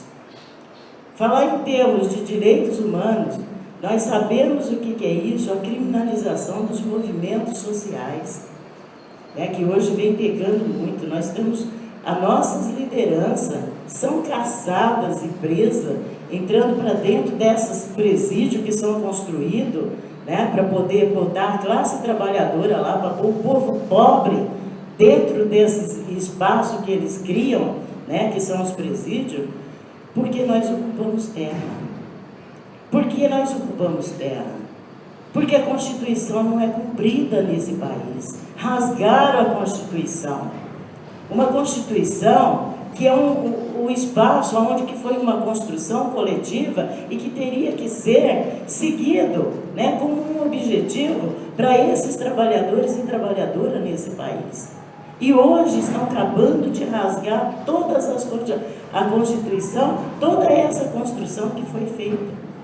Com esse governo golpista, liberando 42 bilhões para comprar trabalhador, para comprar deputados safados, sem vergonhas, né? Que para mim né? Que são um bando de gente que não devia estar lá sendo representante do povo. 47 bilhões para comprar os deputados para votar contra a Previdência Social, para votar contra votar a favor, né, a Previdência Social, né, para ser aliado deles, né, e que nós somos contra tudo isso, para votar a favor da reforma trabalhista, para votar a PEC, né, contra o aborto, contra o direito das mulheres, né, que está lá, está na Constituição, o direito das companheiras, né? Então, é um governo, né, que veio simplesmente para desmantelar tudo aquilo que foi a conquista dos trabalhadores há muitos anos, né? Desde 97 que a gente está dentro dessa região, que a gente vem fazendo essa luta, e aí eu vejo vários companheiros aqui, como Trevura, né, que ajudou nessa construção e que muita luta fizemos, né, para que de fato a gente tivesse essas conquistas que hoje estão sendo totalmente, como disse a Márcia, totalmente desmantelado dentro do país. E uma coisa, né, para deixar aqui também presente aqui para falar sobre isso, nós tivemos agora o Felipe, né, que vem fazendo esse processo de comunicação dentro do MST e que já faz parte do nosso setor de comunicação estadual do MST, né, que vem ajudando e contribuindo com essa forma de comunicação verdadeira, né, que a gente costuma dizer, que fala a verdade mesmo, né.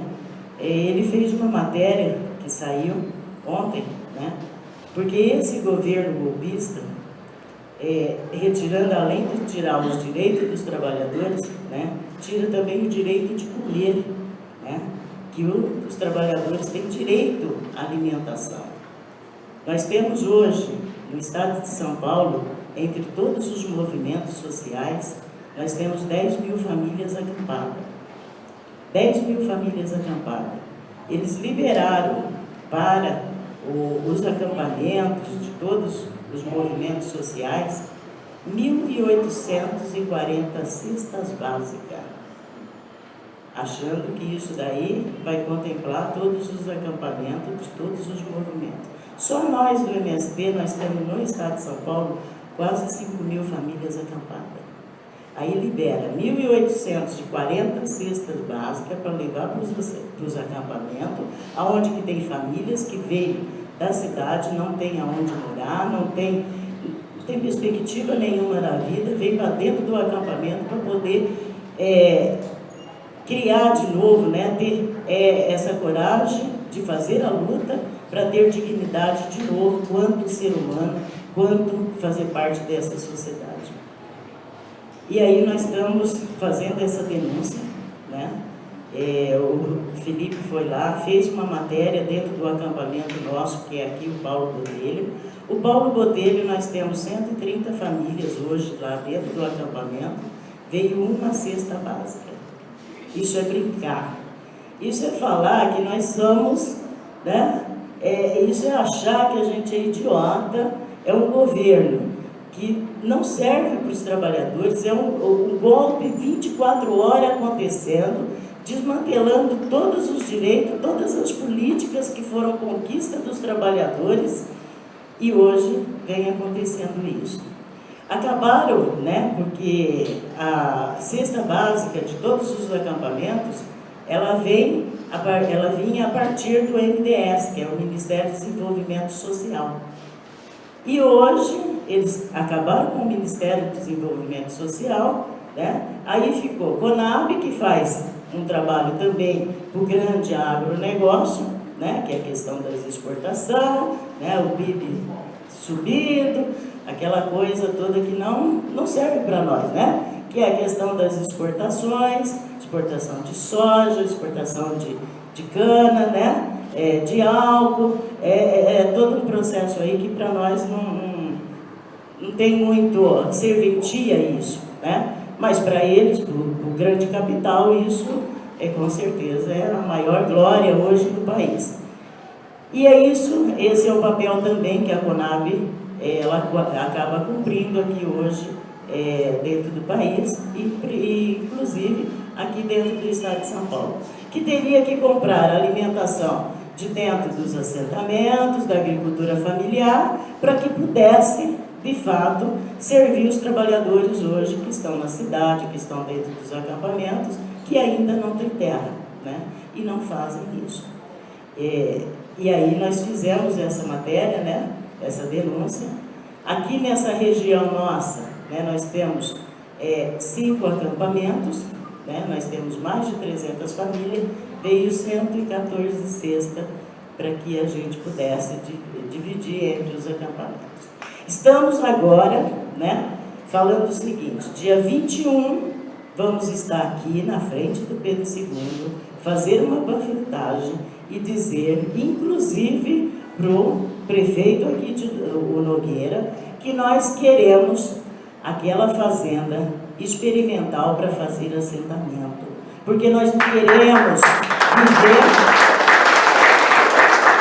nós não queremos ficar dependendo de cesta básica do governo. Nós queremos terra para nós produzir a nossa comida, como nós faz lá dentro da Fazenda da Barra.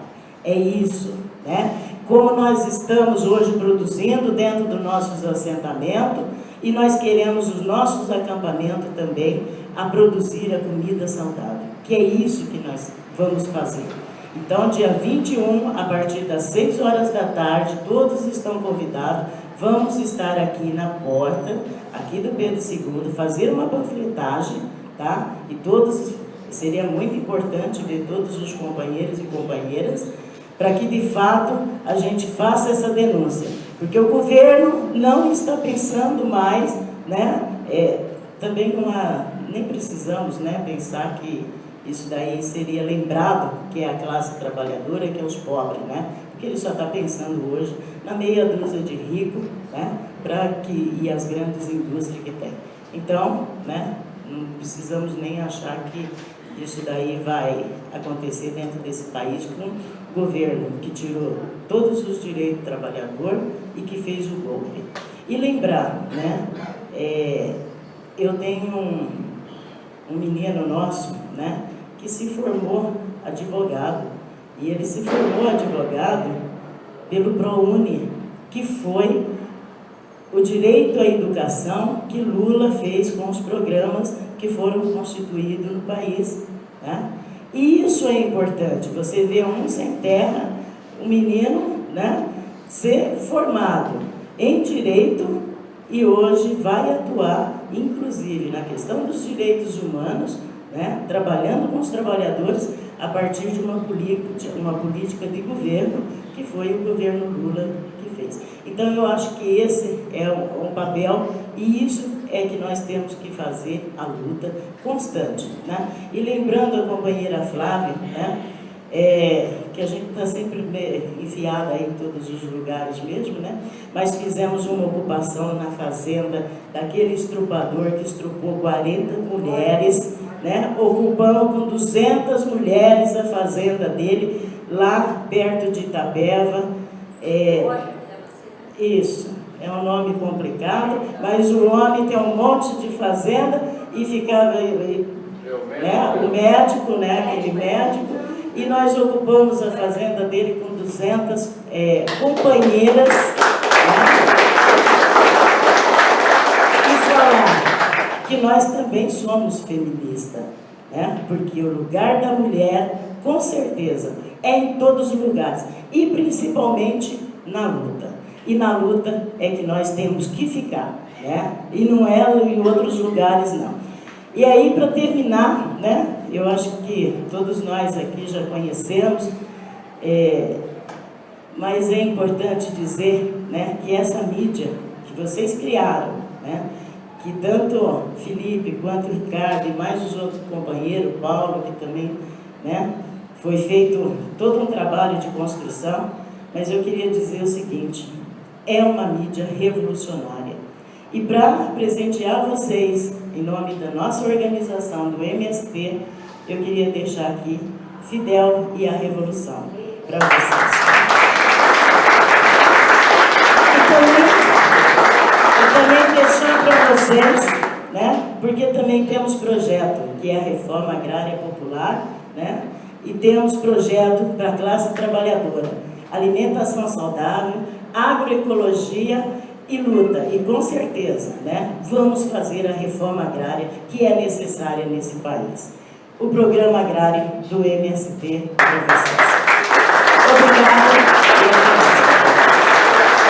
Dizer que no blog, às vezes eu coloco mais a cara, porque eles acharam lá que eu tenho mais cara de pau para poder falar, então eles me colocam para fazer entrevista e para falar, mas que o Felipe faz as reportagens, eu mais apareço falando e fazendo entrevista, mas tem o Paulo Honório, que também é um membro do Calçadão, que participa muito, hoje está fazendo um trabalho, porque todo mundo tem que ganhar o dinheiro do dia a dia, e tem outros companheiros que não aparecem, não colocam a cara, mas estão conosco desde o início, que fundaram o blog Calçadão, estão aí também cuidando da vida, mas quando a gente precisa, a gente está lá, sempre com eles, e eles estão dando apoio para a gente. Então o blog é uma construção coletiva que o Felipe está à frente hoje, conduzindo com muita responsabilidade e capacidade. Eu deixei por último a Adria, porque o Movimento de Mulheres Negras de Ribeirão Preto, ele é o parceiro, né, do blog Calçadão. Sempre que a gente precisou construir movimento, desde o primeiro, lá do aniversário do blog, ou encontro de fórum, ou qualquer tipo de manifestação, é só ir na Adria, na Silvia Diogo, na Marisa, que é uma lutadora diária, e falar assim: ó, Felipe, caiu lá, ó, a gente quer fazer isso. E elas falam assim: vamos fazer. A gente quer fazer aquilo, vamos fazer. Então, na luta, não só do movimento feminista, do movimento de mulheres negras, mas em todos os movimentos sociais, lutando, criticando, botando a cara, e eu tenho muito respeito por vocês, e acho que a Adria vai falar em nome de todas, e o Bloco Calçadão tem muito respeito por vocês são parceiras. E dizer que a Ju estava aqui filmando, que ela é também da comunicação, né, da nossa cidade locomotiva, da comunidade Cidade Locomotiva, que tem um processo de divulgação muito importante. Obrigado por vocês estarem aqui. A Ju também é parceira do Bloco Calçadão. Adria, por favor.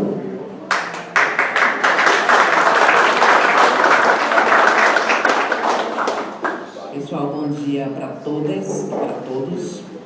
Parabenizar o Bloco Calçadão pelo seu 3º aniversário e parabenizar a composição da mesa, Ricardo. Primeira vez que eu vejo uma mesa com 2 homens e 4 mulheres. E também com a diversidade, né? Isso é importante. Eu sei que vocês cobram. Nós cobramos. Mas antes de tudo, eu gostaria assim, de homenagear 2 pessoas que estão aqui presentes. Eu acho importantíssimo para o movimento feminista de Ribeirão Preto. Primeiro, a Judete. Levanta, Judete.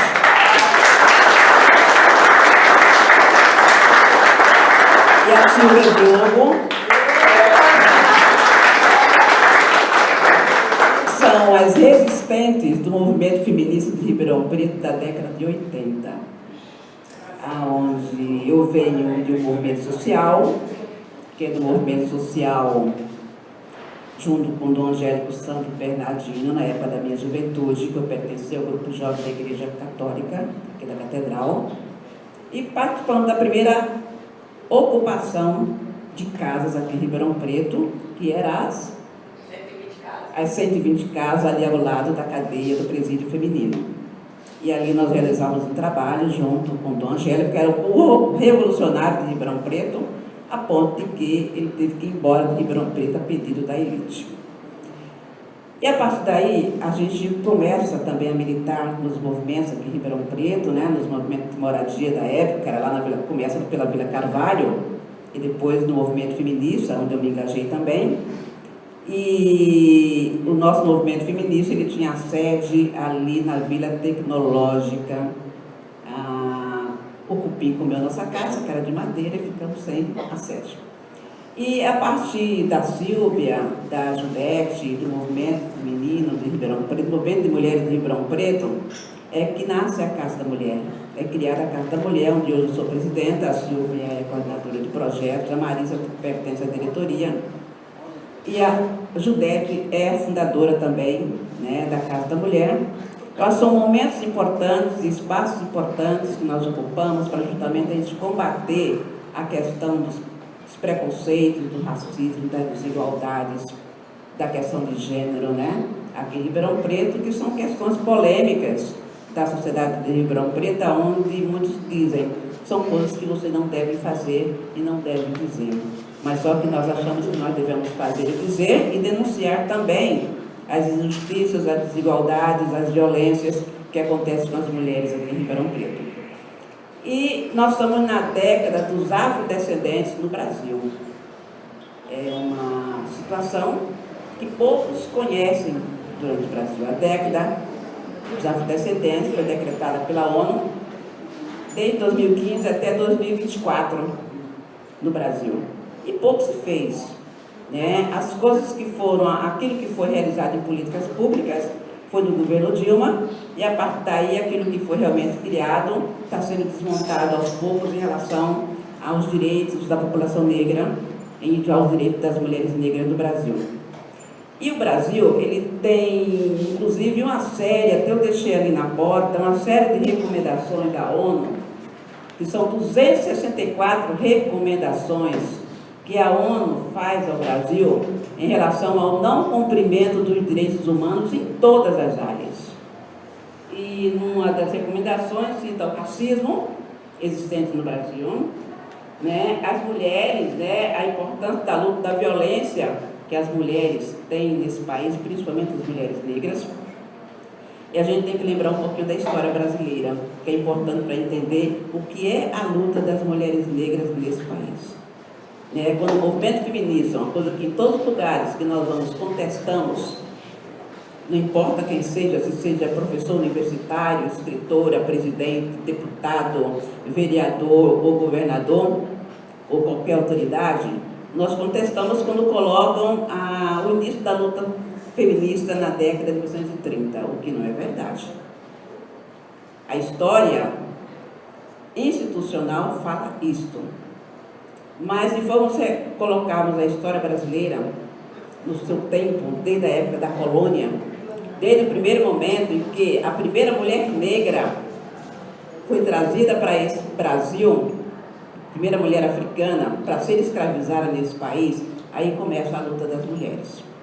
Logicamente que não tinha o nome de movimento feminista, mas era um movimento de mulheres negras para a sua liberdade. E o que nós não vemos isso na escola. A escola coloca a história como a população negra foi escravizada porque ela foi não era inconformada, ela não fazia a sua luta, ela não debatia, ela não tinha propostas. E se formos ver a história do movimento negro no país, né, e são colocados pelos nossos historiadores e historiadoras negras, porque os historiadores eurocêntricos, eles não dizem, eles não escrevem essas colocações dessa história, não importa para o país. E nós vivemos realmente, nós temos no país um racismo institucional. Por ter um racismo institucional, a história da população negra e das mulheres negras não são postas nesse país e muito menos pela educação brasileira. Mas essas mulheres, elas fizeram a sua luta, resistiram, daí que falamos que nós somos as mulheres mais resistentes desse país, porque as mulheres negras e a população negra africana, ela veio para cá, ela foi trazida para o Brasil para construir uma riqueza. Então colocamos isso, a população negra, coloca isso como os primeiros trabalhadores desse país, que eles foram trazidos por ter primeiramente, ter condições tecnológicas, sabedoria e conhecimento. Isso não é posto para a população brasileira. Daí se é construída a cultura, né, do preconceito, de que é uma população que foi subordinada por não ter conhecimento de nada, então ela não pode ter direito a nada. Essa resistência a gente vem fazendo, a gente vem contando nas escolas, conversando com os nossos professores, com os nossos alunos, com os movimentos constituídos a nível de Ribeirão Preto e do Brasil. E nós participamos de vários movimentos a nível de Estado de São Paulo, a nível de Brasil também, com o movimento de Mulheres pela Paz, o Fórum das Mulheres Negras nesse país, que existe o Fórum das Mulheres Negras, vários movimentos, como o Movimento Crioulo, o GL10, a Casa da Mulher Negra em Santos, são movimentos que existem nesse país de resistência, que existem há muitos anos, e queremos assim dizer o seguinte, de que aonde existe uma mulher negra, existe a resistência. Ou é a luta pela moradia, ou é a luta pela educação, é a luta pela saúde, a luta pela sua dignidade, a luta pelo direito de ser respeitado o seu corpo, porque as mulheres negras foi construído de que ela é a boa de cama, ela é a mulher que serve para objeto sexual. Daí o não respeito da sociedade ao corpo dessa mulher e à identidade também dessa mulher. Aí eu coloco isso pelo seguinte, né? Porque a gente, na luta que as mulheres constroem hoje com o movimento feminista nesse país, são lutas pelos direitos. Direitos que estão sendo retirados das mulheres negras, das nossas crianças e adolescentes mulheres também, né, onde eles não têm perspectiva de vida. E quando criamos a Casa da Mulher em Ribeirão Preto, e a gente pertence ao movimento de mulheres, também da discussão das mulheres negras, a gente foi por um objetivo. Primeiro, vamos começar também a defender nossas mulheres. Não somente a defesa, mas procurar mostrar a essas mulheres o poder que elas têm, o empoderamento que pode ser feito em relação a essas mulheres, para que elas possam caminhar, fazer a sua caminhada, sem depender das pessoas, justamente saber quais os caminhos que ela pode estar. O objetivo da Casa da Mulher é justamente, né, um acompanhamento e um atendimento às mulheres vítimas de violência doméstica, mas na realidade nós fazemos um atendimento não só às mulheres, mas também à família. A gente vai até as casas da família para saber como é que essas mulheres vivem com sua família, e daí que surge o atendimento, é que surgem as orientações e as informações. Agora, isso é importante por quê? Porque, na realidade, se formos ver como a Flávia já colocou a questão da violência contra as mulheres, a violência contra as mulheres negras é 10 vezes pior do que aquilo que a Cláudia colocou. Ribeirão Preto, quando a gente denuncia, a gente está junto com o Elas por Elas, que é um grupo de mulheres, aonde ela trabalha somente com a questão, né, da violência sexual e do tráfico de mulheres. E a Cláudia Luna é a presidente desse grupo. Ribeirão Preto é a rota do tráfico de mulheres no Brasil. Ribeirão Preto é a rota do tráfico de mulheres, é a rota das armas e é a rota das drogas. Isso é conhecimento do Brasil, menos das nossas autoridades de Ribeirão Preto.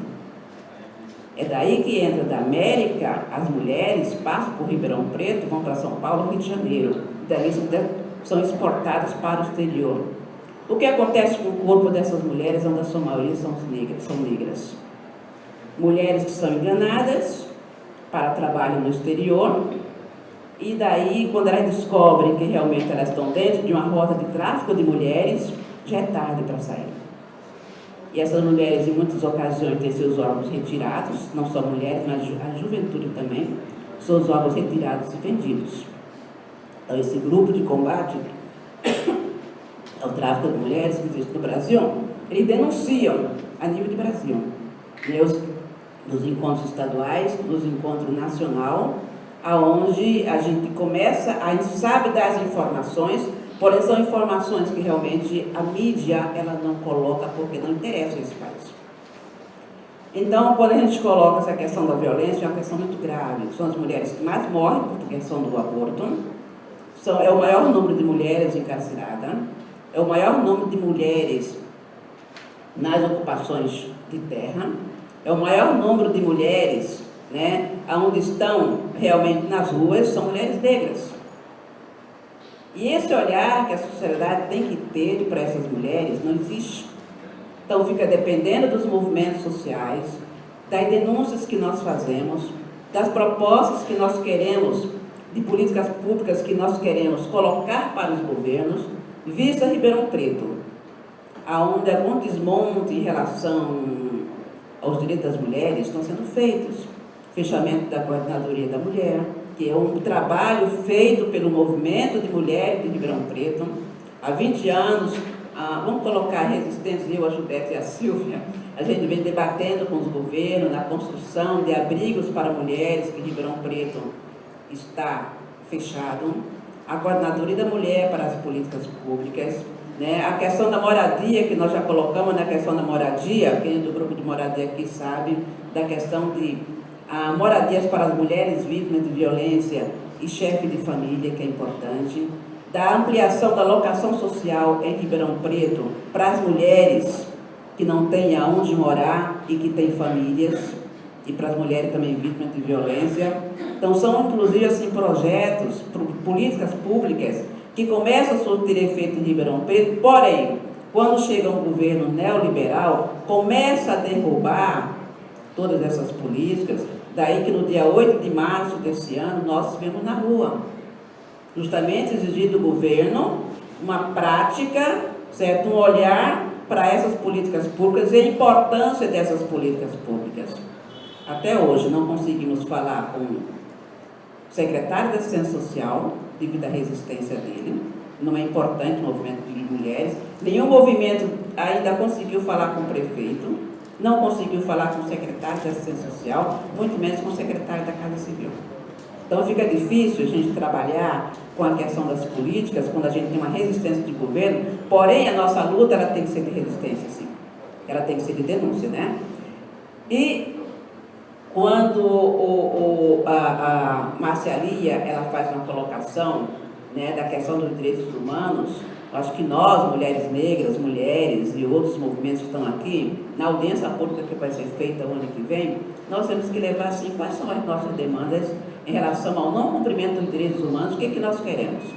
E isso é muito importante, né? E é importante também sabermos de que temos que combater o racismo institucional em Ribeirão Preto, temos que combater as discriminações que tem em relação às mulheres e às mulheres negras, e tem uma outra coisa muito importante, que é a questão da Lei 10.639, que diz respeito à história da África e de afrodescendentes dentro da educação, faz parte do programa da educação. Porém, esse governo federal, o que é que ele fez? Ele deixa como o governo que quiser colocar, coloca, ou aplica a legislação. Quem não quiser colocar não é mais obrigatório. Não sendo obrigado. Não está sendo obrigado, certo? Então, aí como fica como? Alguns movimentos colocando dentro da educação, coisa que nós contestamos, de que somente em novembro, 20 de novembro, é que temos que fazer uma ação dentro das escolas. O que um grupo de movimento de mulheres não concorda, de mulheres negras, que a história do negro e da África desse país tem que ser o ano inteiro. Hoje eu me recuso a fazer qualquer palestra no mês de novembro em qualquer escola.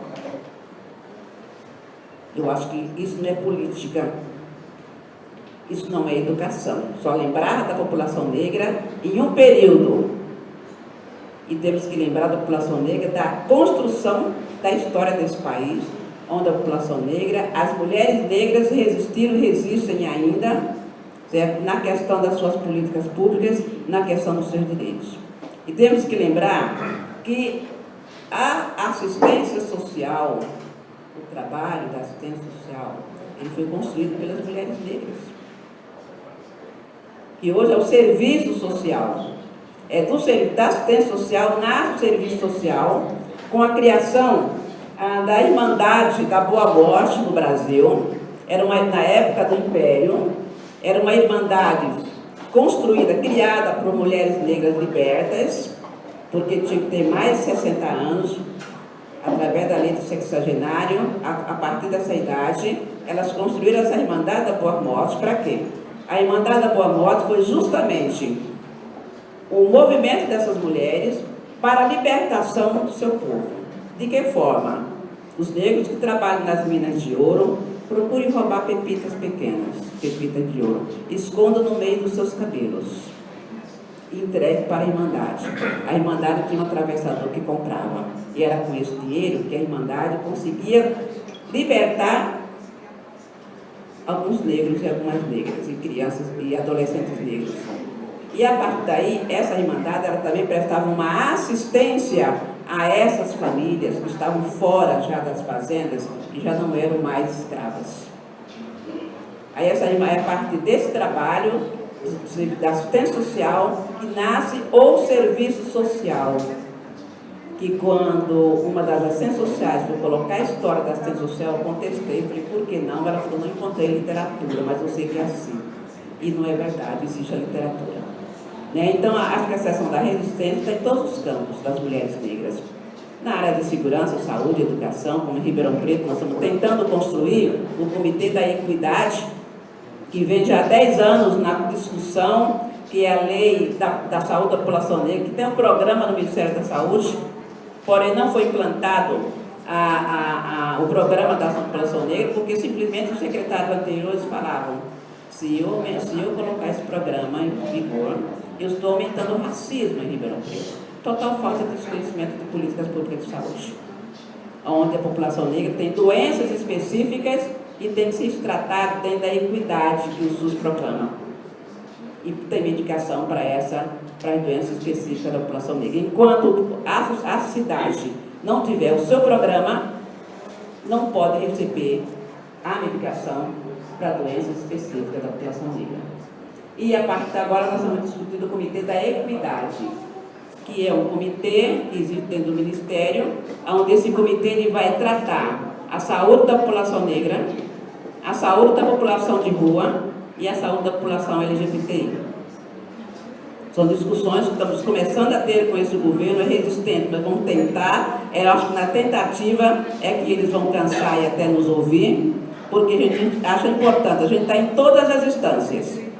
E nessas instâncias estamos também construindo aquilo que é necessário para o coletivo.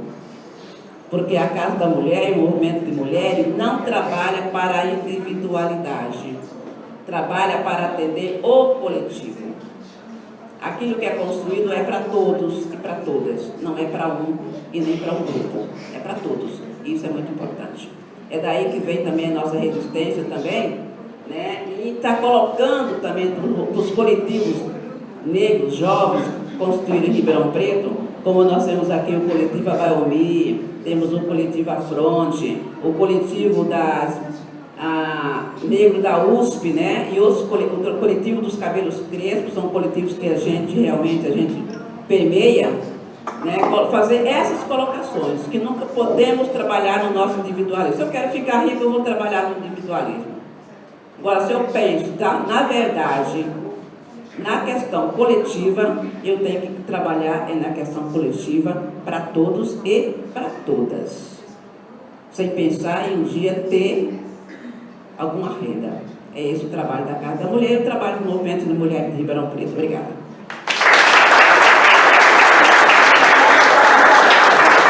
O primeiro deles eu quero chamar aqui para dar o recado, que é o nosso André Bispo, do conjunto do grupo político Nós. Por favor, pode vir usar a palavra aqui para dar o recado para a gente.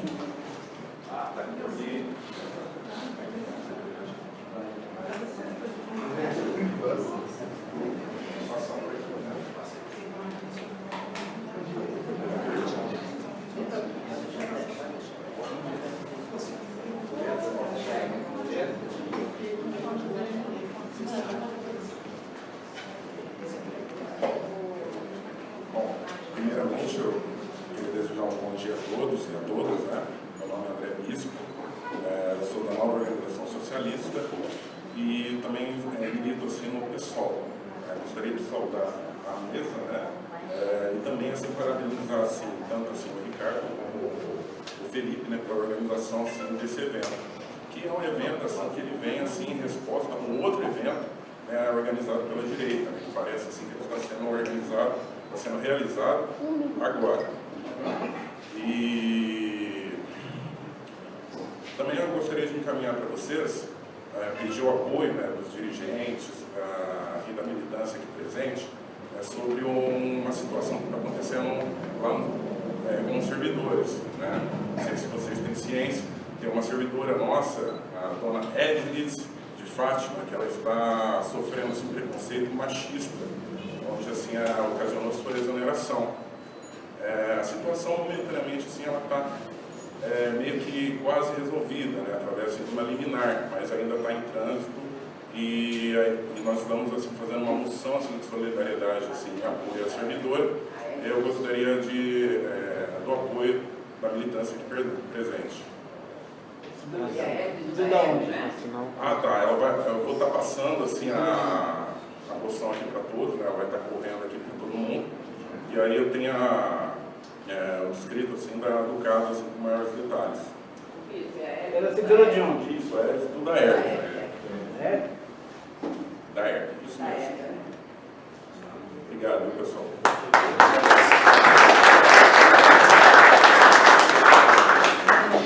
Bom, queria chamar aqui, tem vários companheiros de vários partidos aqui presentes, mas eu queria abrir a palavra aqui para o Fernando Tremura, para que ele possa dar uma saudação, porque ele vem aqui representando como presidente do PT, acho importante você saudar aqui. Está presente também aqui o PCO, está presente companheiros do PCdoB, do PSOL, são todos muito bem-vindos e tem que estar sempre presente no Bloco Calçadão, dando o recado, porque o nosso espaço é para isso. Fernando, por favor, dá um alô para a gente.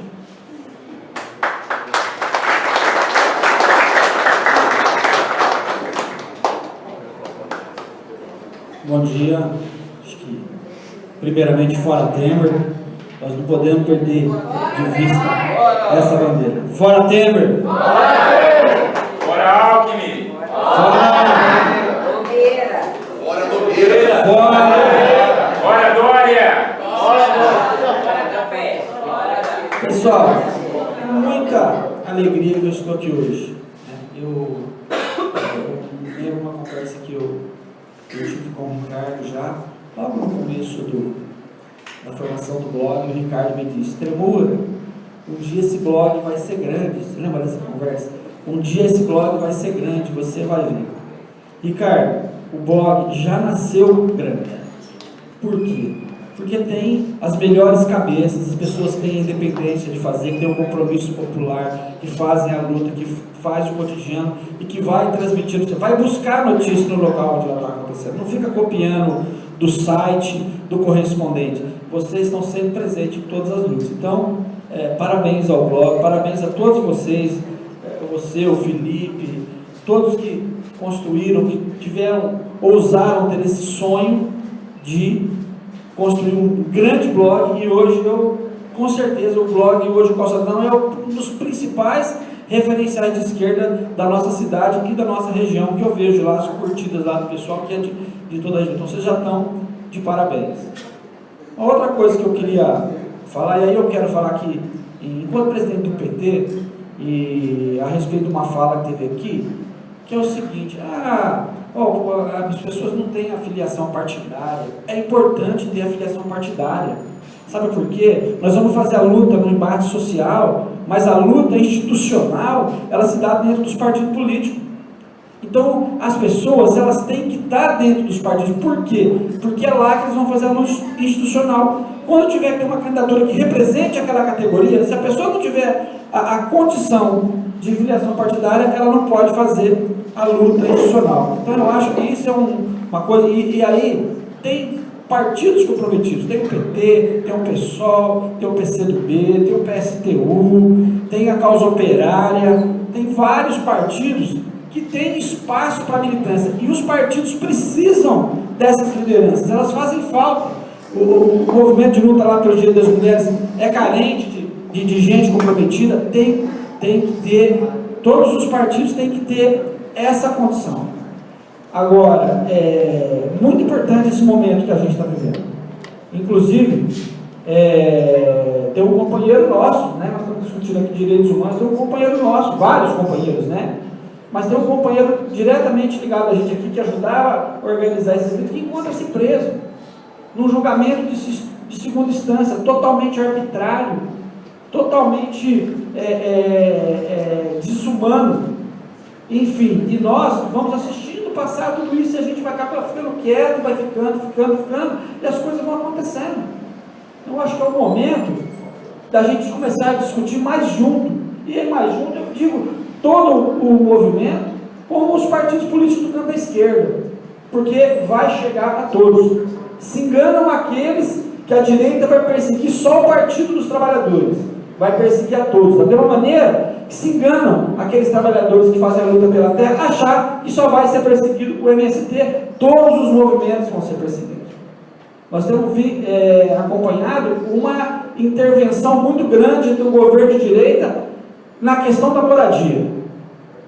O governo Nogueira, ele colocou um exército para acabar com as ocupações. Praticamente todas as ocupações estão com ordens de reintegração. E isso tem aumentado. Eu vou ter que sair, vou ter que me ausentar daqui, porque nós conseguimos, agora numa comunidade chamada Vila Feliz, que são 80 famílias, nós conseguimos sobrestar um processo suspendendo a desocupação para abrir a negociação. Então eu estou indo lá fazer uma reunião com a comunidade, que é uma notícia boa, que a gente pode comemorar, e eu acho que os movimentos de luta pela moradia também têm que estar lutando unidos.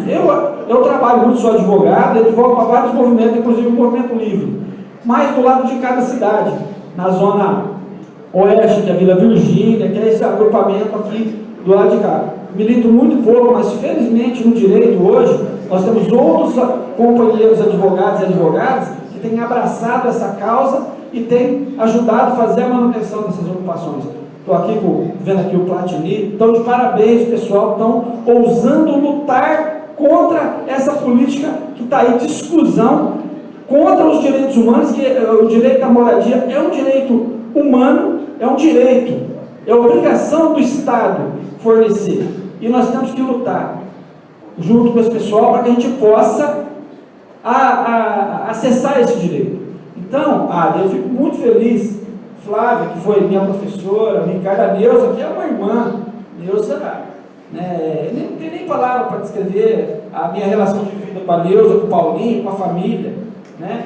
E o Toffoli, que eu acompanho aqui há bastante tempo, a Judete, outras pessoas que estou vendo aqui, o Celso, que aqui nós estamos conseguindo trazer companheiros assim que são históricos para a nossa luta, companheiros que estão na luta há muitos anos.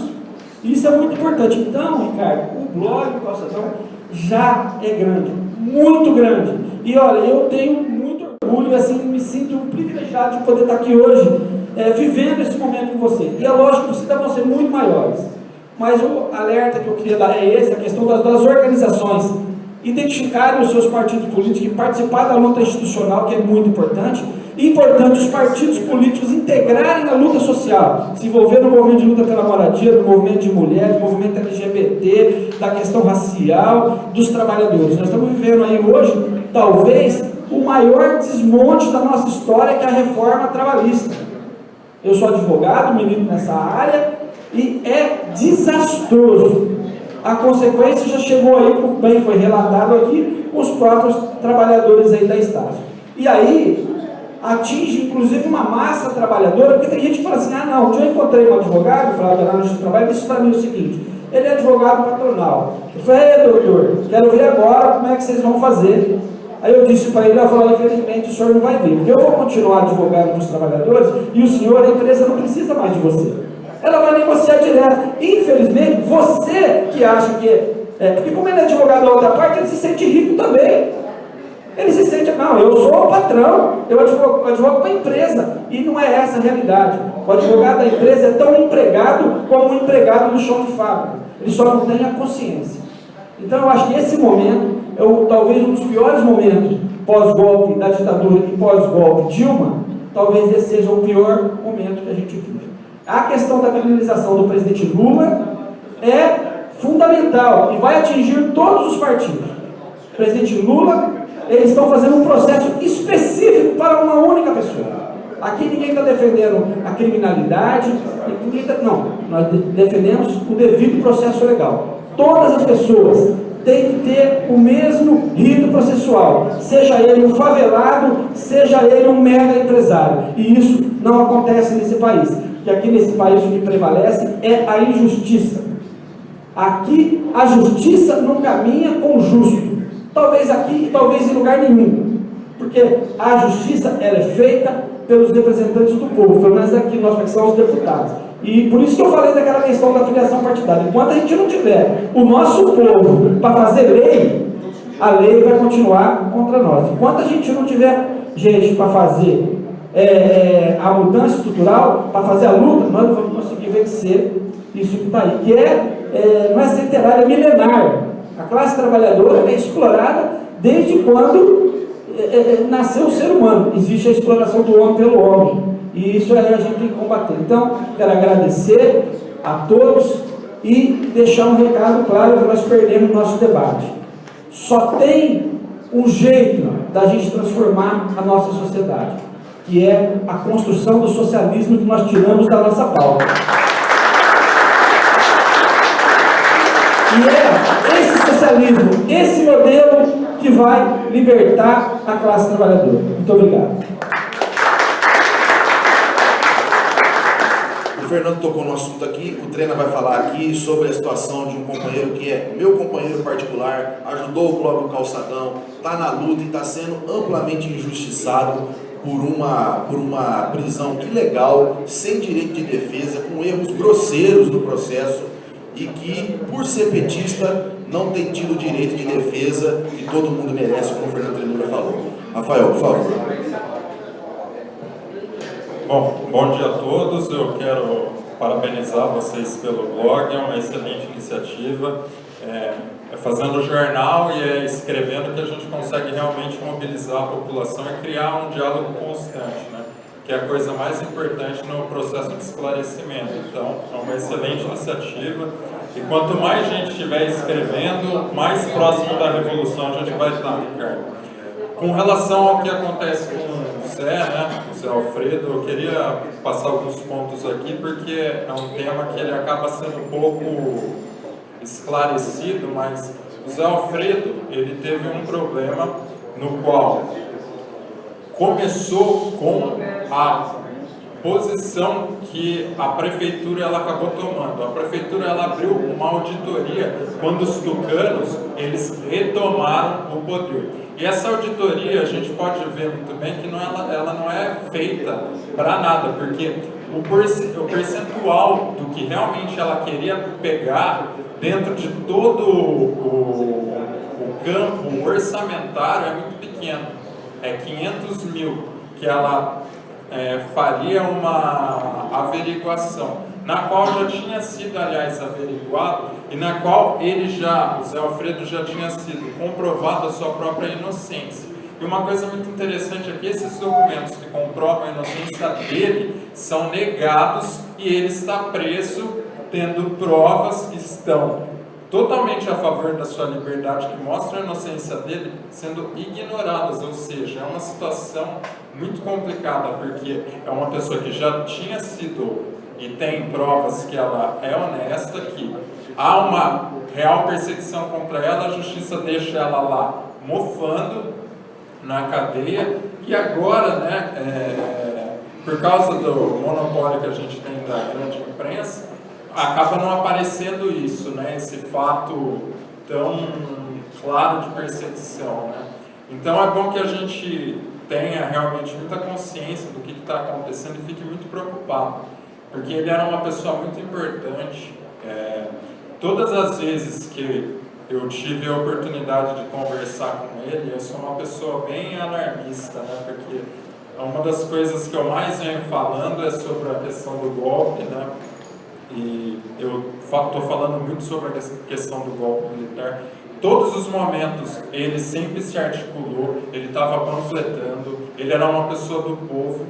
E agora, especificamente, por causa de uma transformação de gestão, aconteceu realmente uma um reavivamento de um caso, ou seja, uma pessoa que era inocente por causa de uma mudança da conjuntura municipal, agora a pessoa ela foi considerada, aliás, ela não está nem considerada, porque é tão grotesco e assim, é muito louco estar falando isso, porque parece algo surreal, né? Não parece algo real. Que assim, ele está preso, essas provas, a gente está pedindo que as provas sejam reaveriguadas, que a justiça reafirme a comprovação dos documentos, que faça uma perícia dos documentos. Não está sendo feito e ele está sendo preso. Então, que todo mundo fique ciente que existe uma liderança do Partido dos Trabalhadores importante, e que não é só uma liderança do Partido dos Trabalhadores, é uma liderança da classe operária que está presa, e que existem amplas provas da sua inocência, e que a justiça golpista ignora isso. Então que a gente tem que ficar muito atento, porque infelizmente hoje é o Zé, e amanhã a gente não sabe quem vai ser, né? Legal.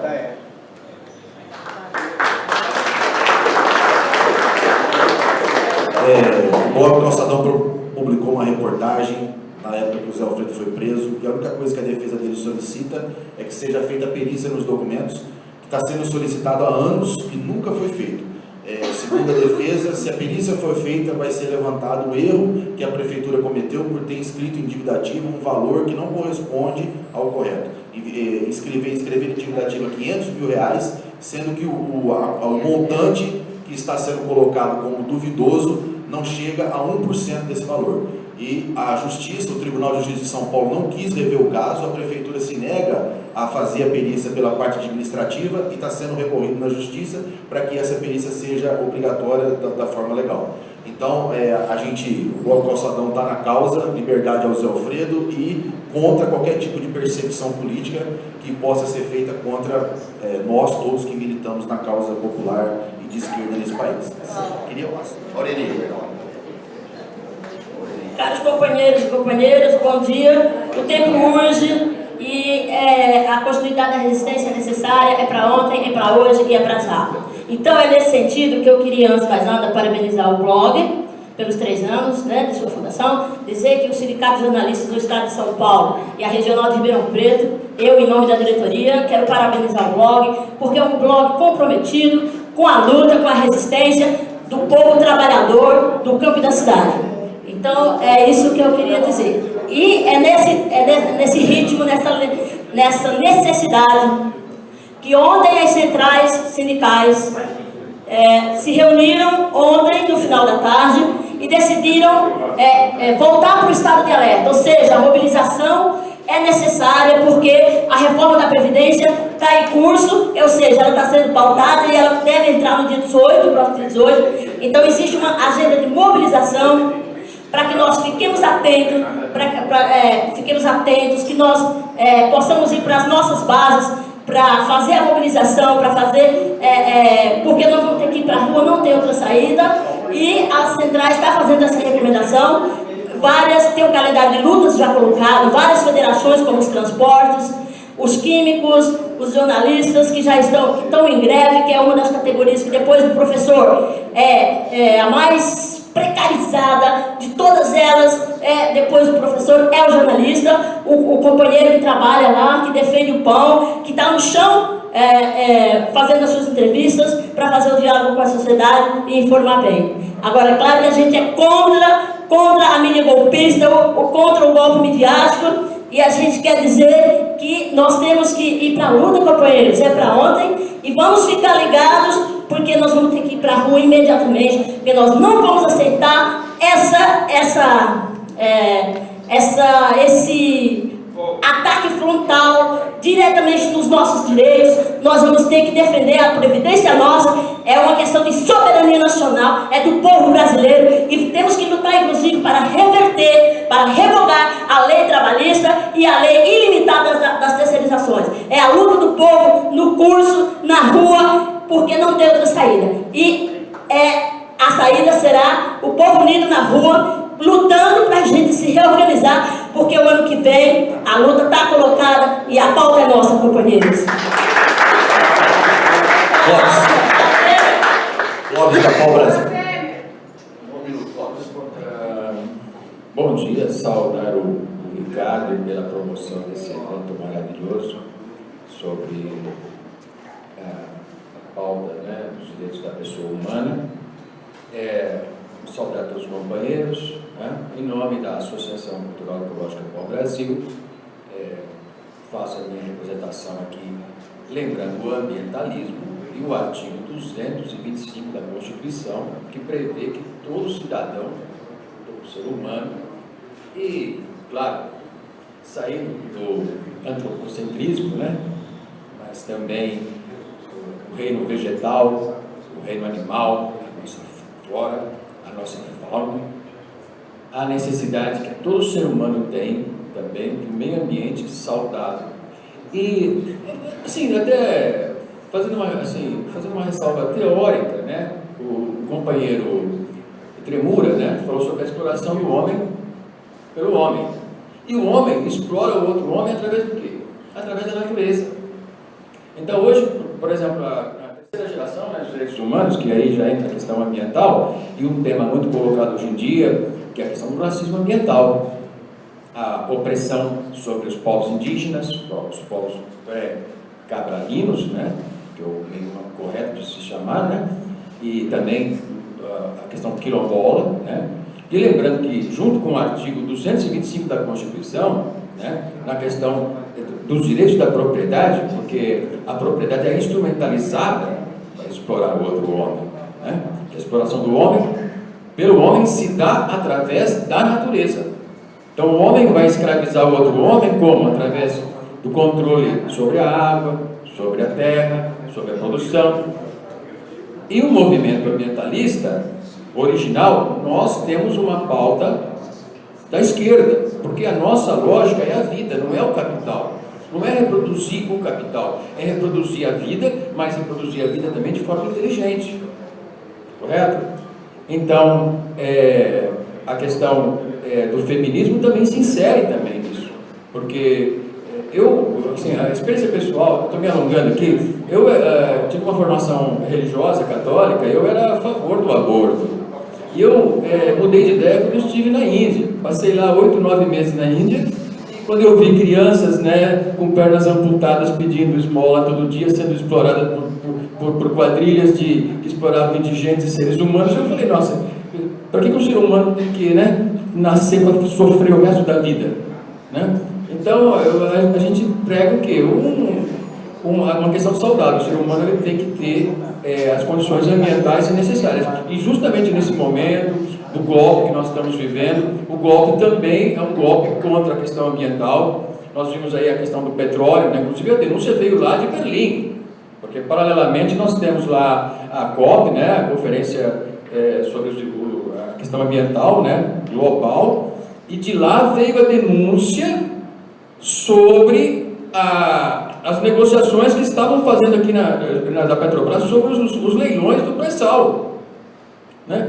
Quer dizer, então, ao mesmo tempo que a Inglaterra, né, participava, o movimento ambientalista Greenpeace denunciou que a Inglaterra, através do seu ministro, veio aqui para o Brasil fazer lobby, né, no sentido do quê? De flexibilizar as leis ambientais para que eles possam explorar mais petróleo, para que eles possam jogar como diz, em caso da ocorrência de acidentes, eles não sejam responsabilizados. Quer dizer, nós temos aí um perigo de termos as nossas praias, a nossa costa aí toda manchada de óleo, né, por causa da ganância, né, desses imperialistas.